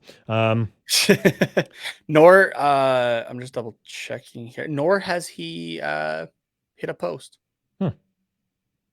Interesting. Who else? He's gone over the net once though. I'm going to say Ryan Strome. Incorrect. You got one more guess. Okay. Then in this case, because I've gone kind of off, not like totally off the board with these ones, but I guess I'm going to pick what might be an obvious one, but also might not, in Trevor Zegras. Nope. Ooh. Troy Terry. Oh, he would have been my 4th guess. Troy Terry, who also has just as a whole, so wide, over the net, post, and crossbars, by a long shot, has the most missed shots with 70. Oh, damn. The next is Trevor Zegras with 38. Oh, wow. So it shows you how much Terry is shooting this year. Considering he has 118 shots already. Yeah. Yeah. So, like, yeah, you look, 70 shots have missed. It's like, come on, like, hit the fucking net. But he is hitting the fucking net. It's just pure volume. Like, how much shit can I throw in the direction of the goalie and see what happens? 6 have hit the literal net itself. 8 have been over, and 56 have been wide. Yeah. And because it's Troy Terry, it's probably like this much wide, not like Kevin Shattenkirk, where it's this much wide. And if you're listening to this, you can't see what I'm doing, but I'm sure you can imagine. Just visualize going from like the width of Brad Marchand's tail, because he's a rat, to the width of the Honda Center. Yeah, there you go. No, I'm going with the width, just tiny, like just missing the net. Yeah, your top 5 individual players. This is where we're starting with the individual stats. I love it. Your top 5 for missed shots overall. So Troy Terry, Trevor Zegras with 38, we said. Frank Vatrano and John Klingberg tie with 32. And then Adam Henrique rounds that out at 29. Okay. Cool. So now we'll get into some better ones that overall stats. Are more positive. Ones that people might care about more. Yeah. Exactly. Ones that are easily Googleable as well. Yeah. So we'll start with goals. Goals here. Goals. There's a 3-way tie at this point of the season, though, at the halfway point for goals, which is awesome. Yeah. I remember a couple seasons ago.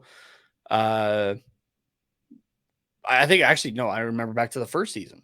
Mhm. and because we were still at your place doing this show, we were talking that there needs to be somebody like a one or two, maybe even three guys that step out on goal scoring. Mhm. Trevor Zegras, Troy Terry, and Adam Henrique all have 12 goals on the season. Adam Henrique, though, doing it in 40 games compared to Zegras and Terry, who've done it in 41. Yeah.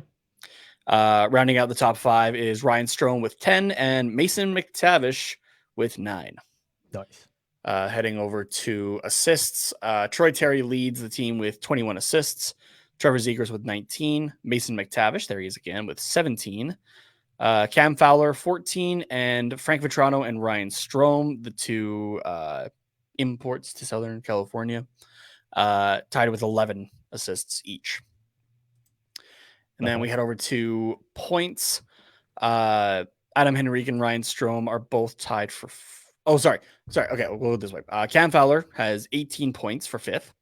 Adam Henrique and Ryan Strome have 21 each, tied for 4th. Mm-hmm. Mason McTavish, there he is again, Yeah. with 26 points. Trevor Zegras with 31, and Troy Terry leading the way with 33 points.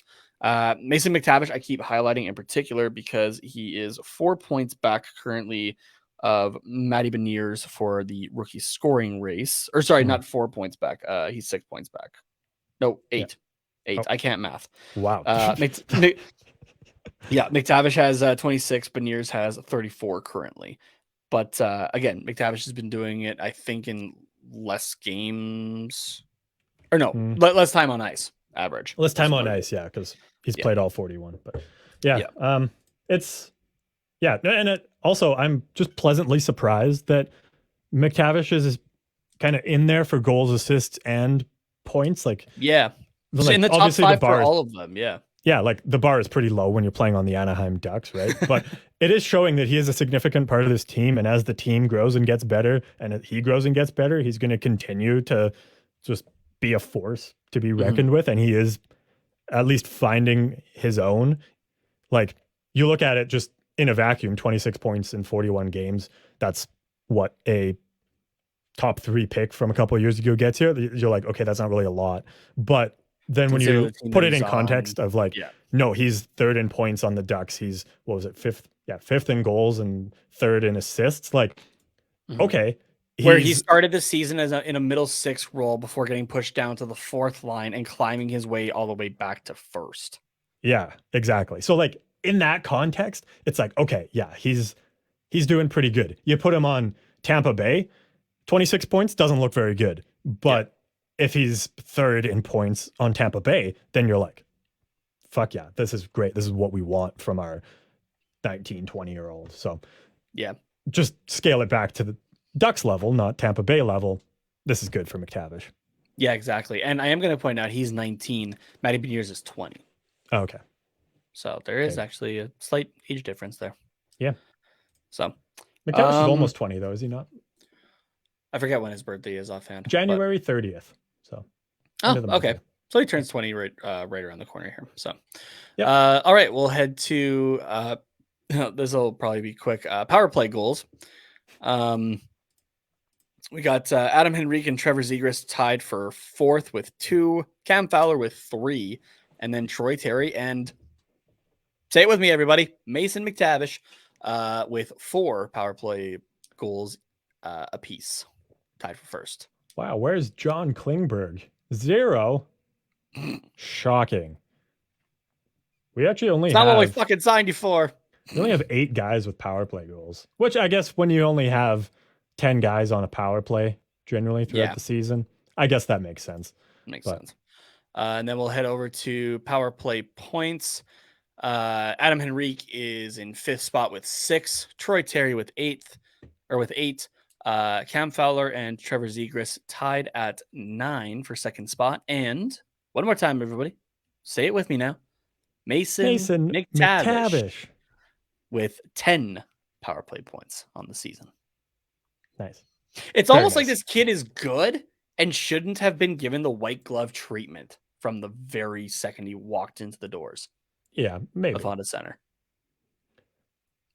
Yeah. Like, imagine just like having confidence in the kid that just went off and fucking played literally around the world for the last year, just looking great in every single league that he played in, including his time with the Anaheim Ducks to start that season.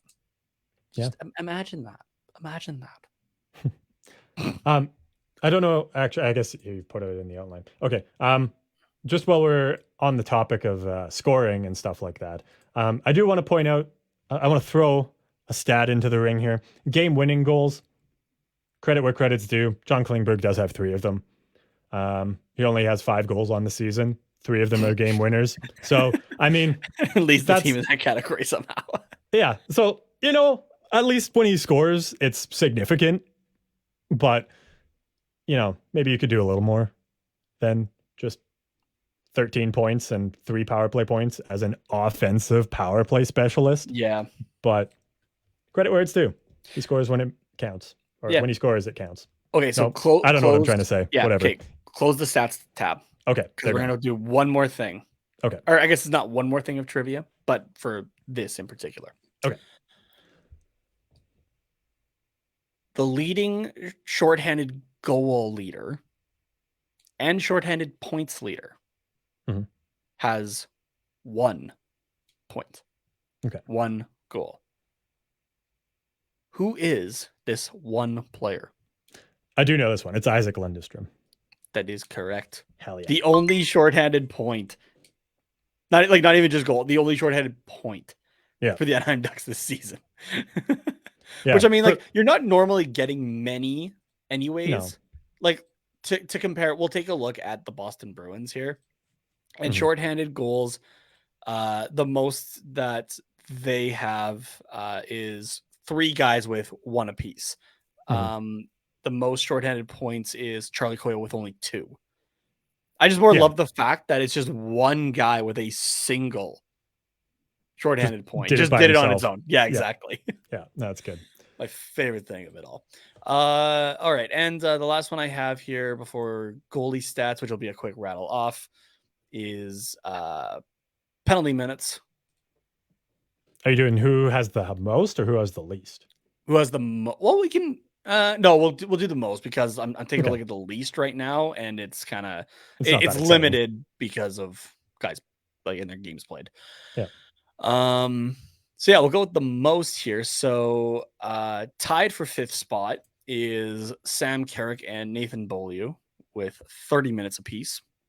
Max Jones said, "You're not getting me there." So he has 31. Cheeky. This one's a little unfortunate. Trevor Zegras with 40 penalty minutes on the season. Simone Benoit with 41. And then leading them way is Max Comtois with 55 minutes on the season. That's rough.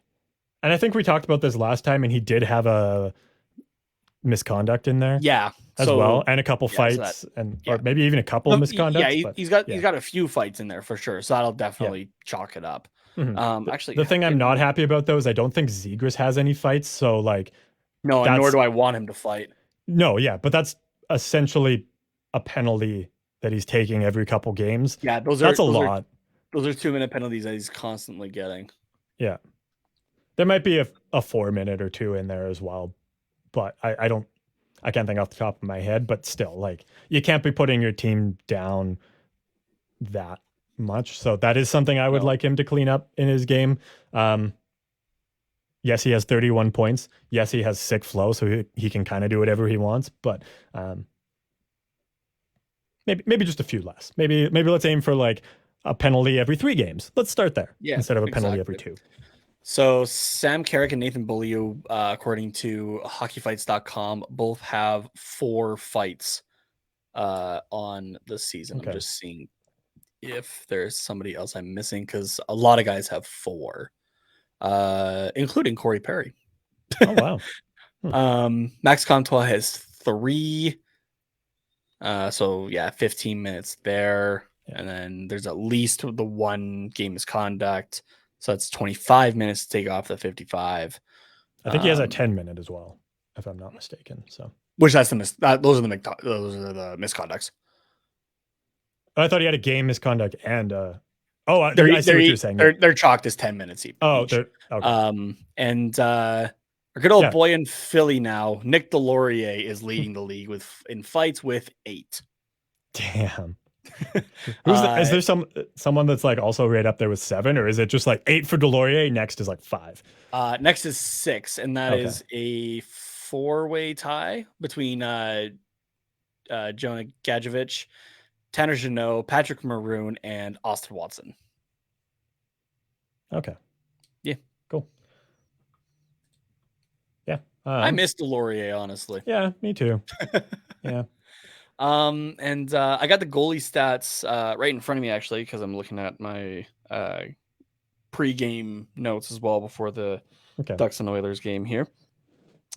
Actually, you know what? I'm going to pull it up because we also have Lucas Dostal to talk about. Yeah. And did Eric Sinek play? I don't remember. No, he didn't. No? Okay. So we'll start with the main guy, John Gibson. He's played in 27 games, has started in 27 games. So he's not had to come in as relief for anybody.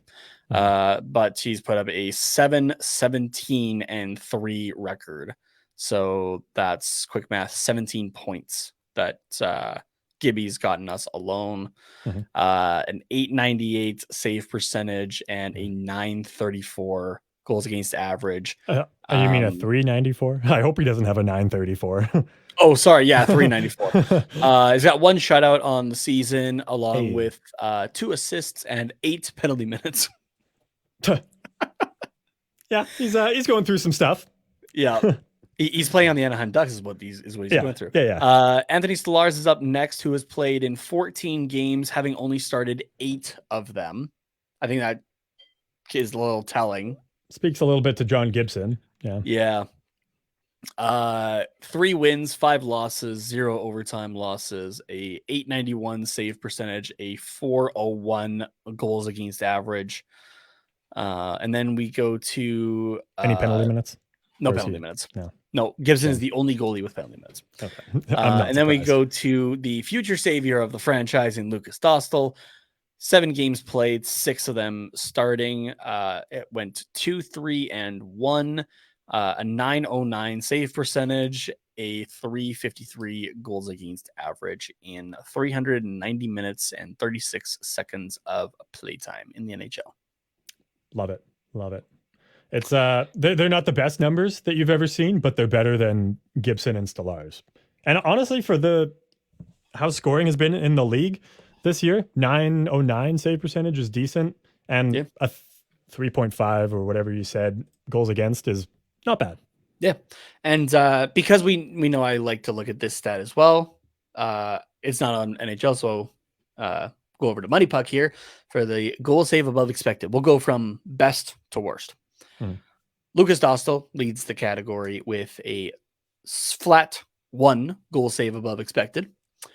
Anthony Stolarz is at a negative 1.9.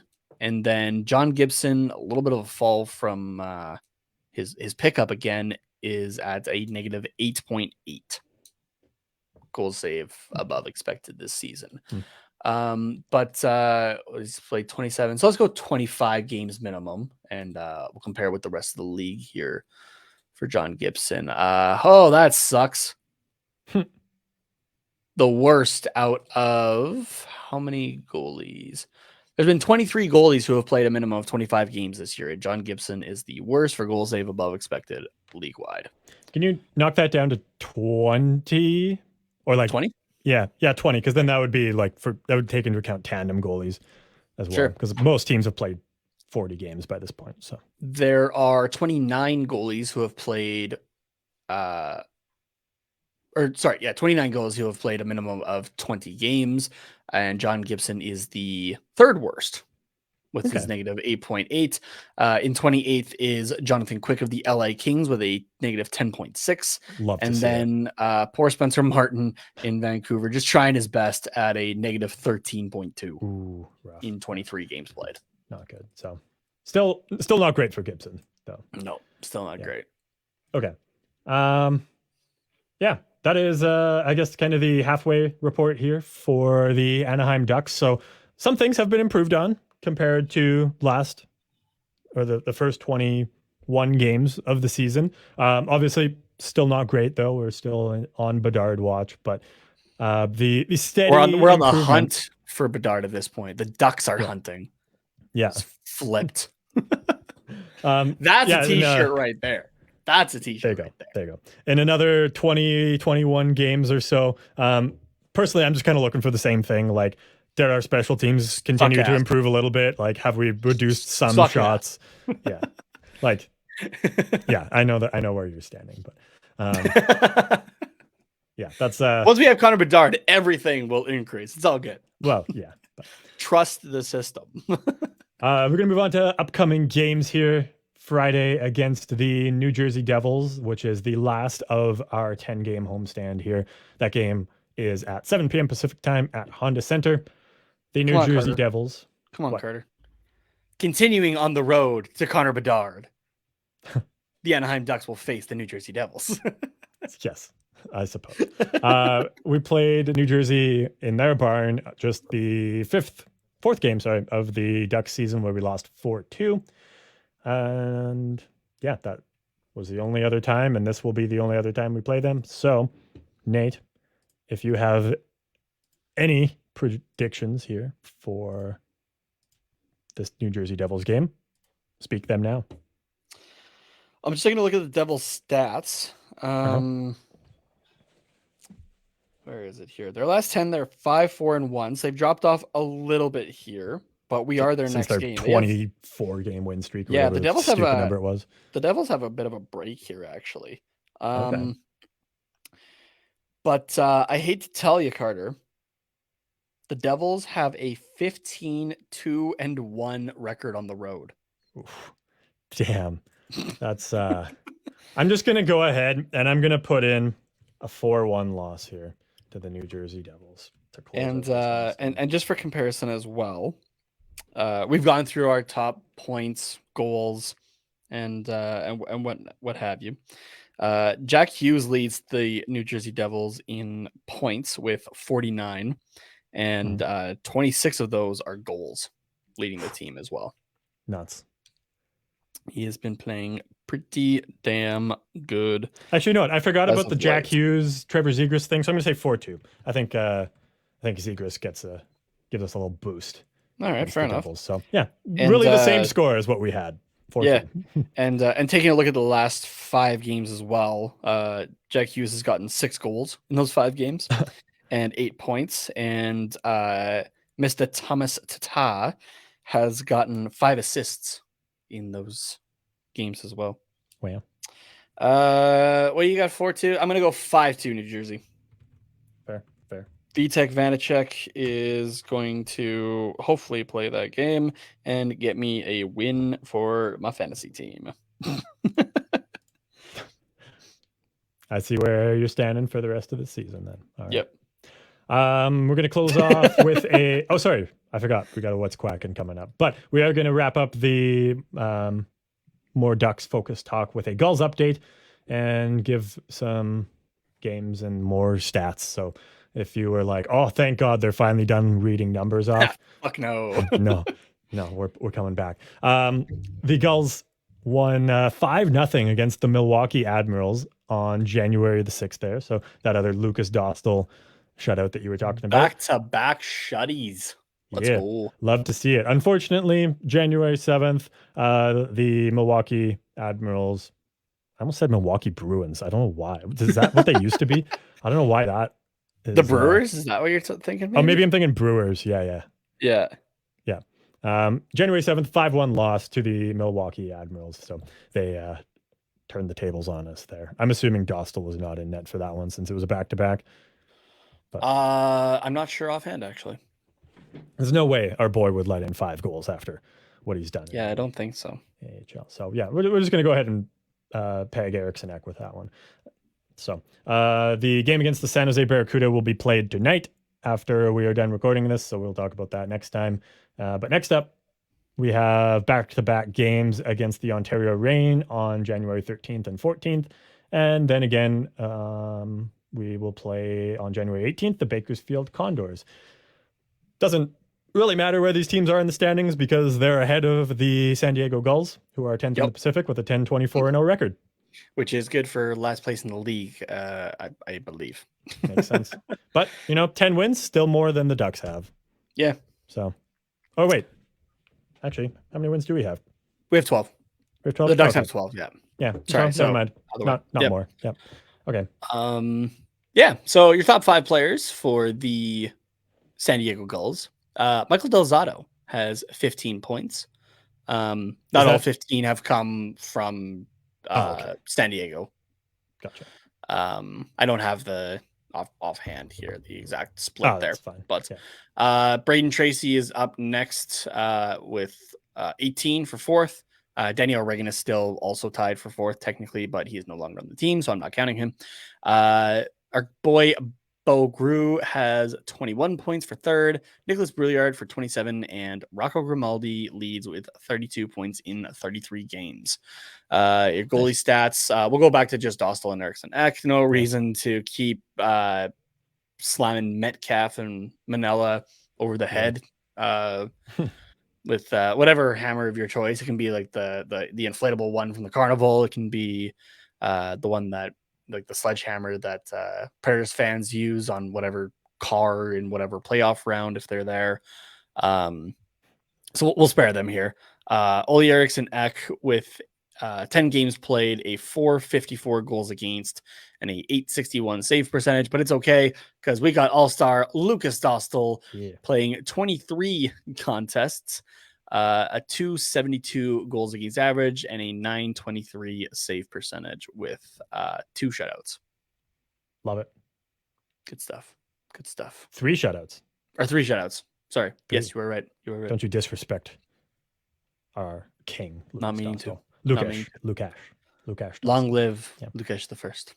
Yes. All right. Let's wrap things up with some What's Cracking. Good. All right. So I got this game for Christmas. It's called Total Hockey Trivia from Sports Series Testing Trivia. Show it off to everybody. Nice. And yeah, the tape is still on it. I have yet to open this actually. Okay. Wow. This is also an unboxing video. An unboxing. Nice. This is how we get more of a wider demographic here on the channel. Yeah. I have no nails, so this is a struggle actually for me to get the tape off. I'll even title this one unboxing. Or to take a page out of iDubbbz's playbook here, since you're vastly unprepared, we'll call it bad unboxing. Just to get there we go. I got it. We're good. Nice. All right. So we just got 2 decks of cards in here. Okay. I'm assuming with trivia questions. Yes, we have trivia questions there. It's called Total Hockey Trivia, and it's just not trivia questions. Yep. Okay. So I'm just gonna pick again. Like you saw me open the thing horribly. Yep. So I'm just gonna pick. You want 3 or 5 questions with the time that we got you? Let's start with 3 and see how 3 questions. We're feeling. Okay, sounds good. So I'm just gonna pick random ones out of here. Okay. All right. Let me go with this one here. And Carter's getting quizzed on this, by the way. So you can. Okay. Oh, it's not a back and forth thing. It's just no, because I have the answers here. Oh, I guess yeah. All right. Question 1. As of 2019, who is the NHL's all-time leading scorer from the country of Sweden? As of 2019. Yep. Who is the NHL's all-time leading scorer from the country of Sweden? First, I got to think back all the way to 2019. So on these cards, there's Q&A, but there's also who am I? So if I get like a good who am I, I'll go with that. Oh, okay. Yeah, sounds good. From Sweden. Who is up there from Sweden? Why can I not think of any Swedish players besides Silfverberg? Who I know it's not. Is it the all-time the NHL's all-time like we're talking goals. Right? Scorer is like points. Scores points as of 2019. Yeah, they'll typically say like goal scorer. If it's scorer, it's just points. Yeah. Okay, so that would be Wayne Gretzky, or Swedish. Yeah. Oh, so we're just looking at Swedish players. Yeah. Oh, okay. That makes sense. I was trying to think of like goals, but which I guess would also be Gretzky. But okay. Yeah. The question was just worded weird that I was trying to think of like, yeah, I don't know what I was trying to think of. It shouldn't matter. But Do you need a quick hint? I'm gonna go with Henrik Zetterberg. That's a good guess. That is incorrect, though. Okay. Then it's probably Daniel Sedin. That is also incorrect, apparently. Oh, okay. As of 2019. When in 2019 though? I'll give you one more guess. Henrik Sedin? Nope. Okay. It was Thomas Sandstrom. Huh. Who played for the New York Rangers, the LA Kings, the Pittsburgh Penguins, the Detroit Red Wings, and your Anaheim Mighty Ducks between 1984 and 1999, where he put up 857 points in the NHL. Damn. In 983 games. As of 2019? Are we sure? That's what it says. Okay. From Sweden? Because what is this? Quant Hockey has Matt Sundin. Interesting. Yeah. Where is yeah, it has Thomas Sandstrom at I call bullshit on this one. But I don't know. Maybe I don't know. Matt Sundin was born in Sweden. Yeah, I don't know. Okay. Moving on. Question 2. From the country of Sweden. Well, I'm wondering if there's a technicality on this. Yeah. Because he's Swedish, but he was born in Finland. Sandstrom. Sandstrom? Yeah. So I'm wondering if there's a technicality on that there. Well, then, because he did play for Sweden. Yeah. But well, Sandstrom, they do have him on like this list, but he's at 9th with with 856. Yeah. Yeah. Huh, So interesting. Yeah. Maybe we're not off to 857, but yeah, maybe we're not off to a good start here with this game. Yeah, maybe not. Okay. Okay. Question 2. Let's see how it goes. All right. Question 2. Let's see what we got here. Go with this one.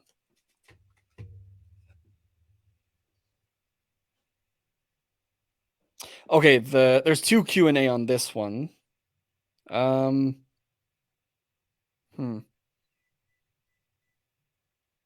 The one's kind of a gimme. We can go for 5. The one's kind of a gimme, and the other one might actually be a little testing.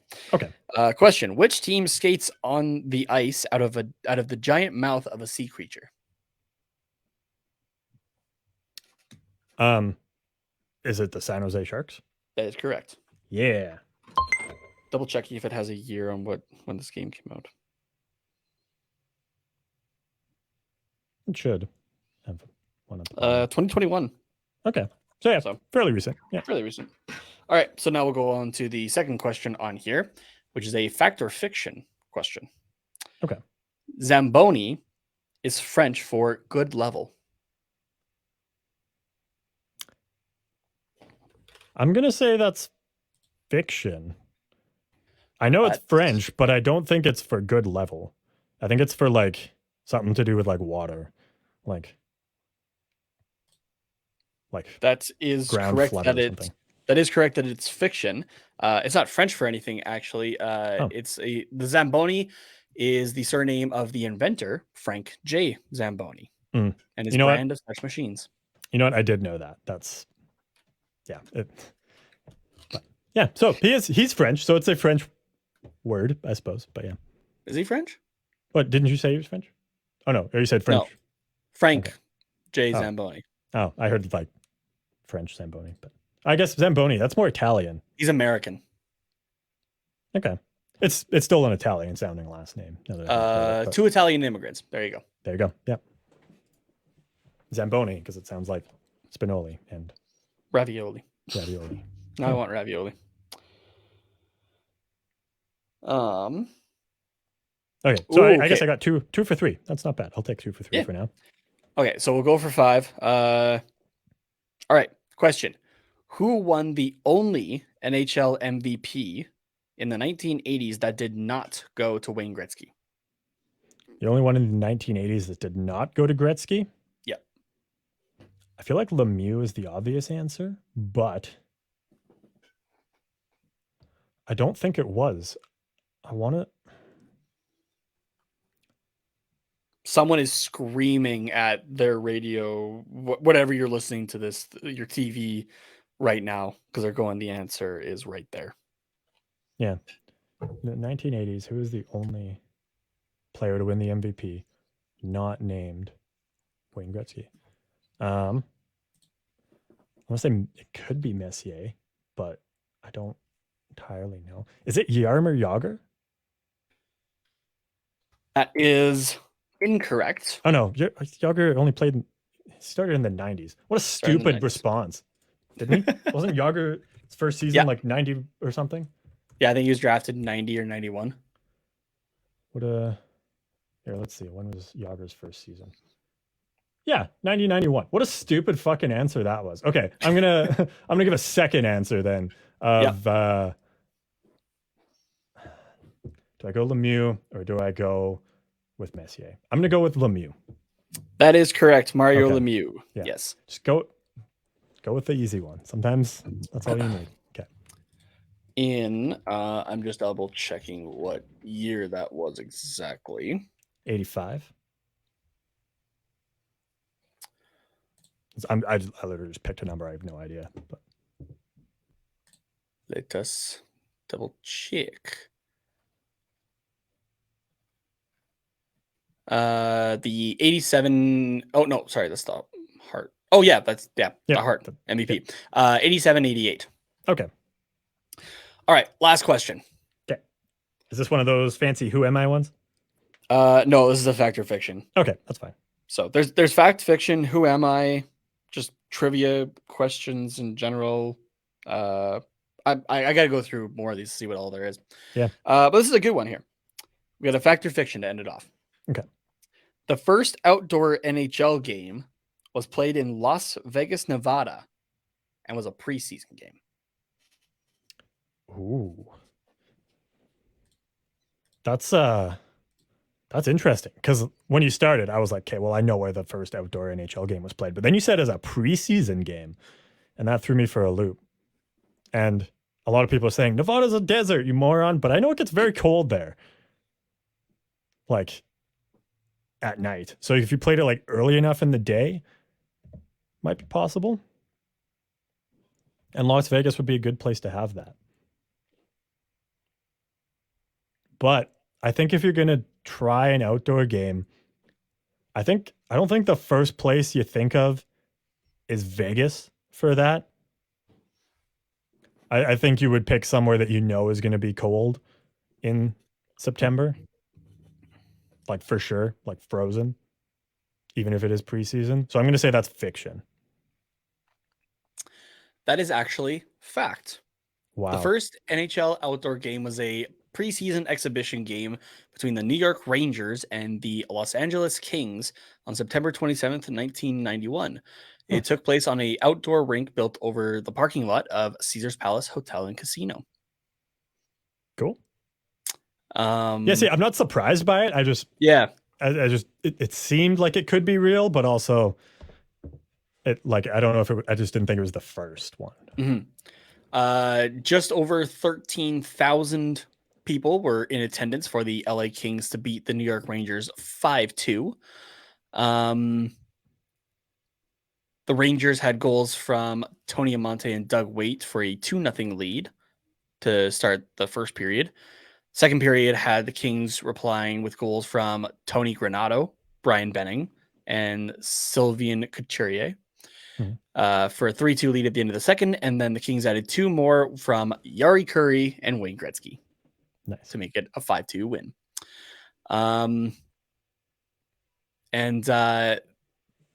The temperature was around 85 Fahrenheit, actually, when the puck dropped. So 29 degrees Celsius. Oh, damn. That's a hot game. Yeah, absolutely. You got to have a good cooling system to have some ice. And went as high as 95 Fahrenheit, so 35 degrees Celsius. Damn. And That's this and, impressive. and I have seen pictures of it. It was played at night. Wow. So Yeah. there was supposed to be a second game between the Rangers and Kings that was supposed to be played in Charlotte, North Carolina, and this was before the Carolina Hurricanes became a Mhm. team. However, that game was canceled due to poor and unsafe ice conditions at the Charlotte Coliseum. Worse than 30 degrees Apparently, Celsius? so Like 85, whatever? it says though that there was about a 28% humidity, which helped the ice. Oh, okay. So Makes sense. Yeah. Okay. Yeah. Cool. Yeah, I like that. There's a good mix of questions in there, like easier, harder ones, and like old Yeah. times, new times. So yeah. it's Yeah. good. I still think the Swedish question was bullshit, but I'm still wondering if it's a technicality on it it must be. because yeah. he was Well, born in Finland. yeah, we'll figure it out Yeah. another time. But yeah, cool. Well, that will do it for the episode here. So thank you to everybody who listened. You can follow us at Quack Report Pod on all the socials, including YouTube. So if you want to be like Brandon and engage with us in some comments there and potentially have them read, but you can't tune into the live ones, you can do that at Quack Report Pod on YouTube. I am on Twitter at Carter_Potts, POTTS_97. And Nate, where can people message you requesting some Total Hockey trivia questions? Oh, excuse me. You can tweet me at Tatenamas, TATENHOMAS, and I will probably tell you to just wait a few episodes. We'll probably do more of this because it's fun to see Carter do some of this trivia stuff. Not in a bad way, but yeah, message me there. Go Ducks, go.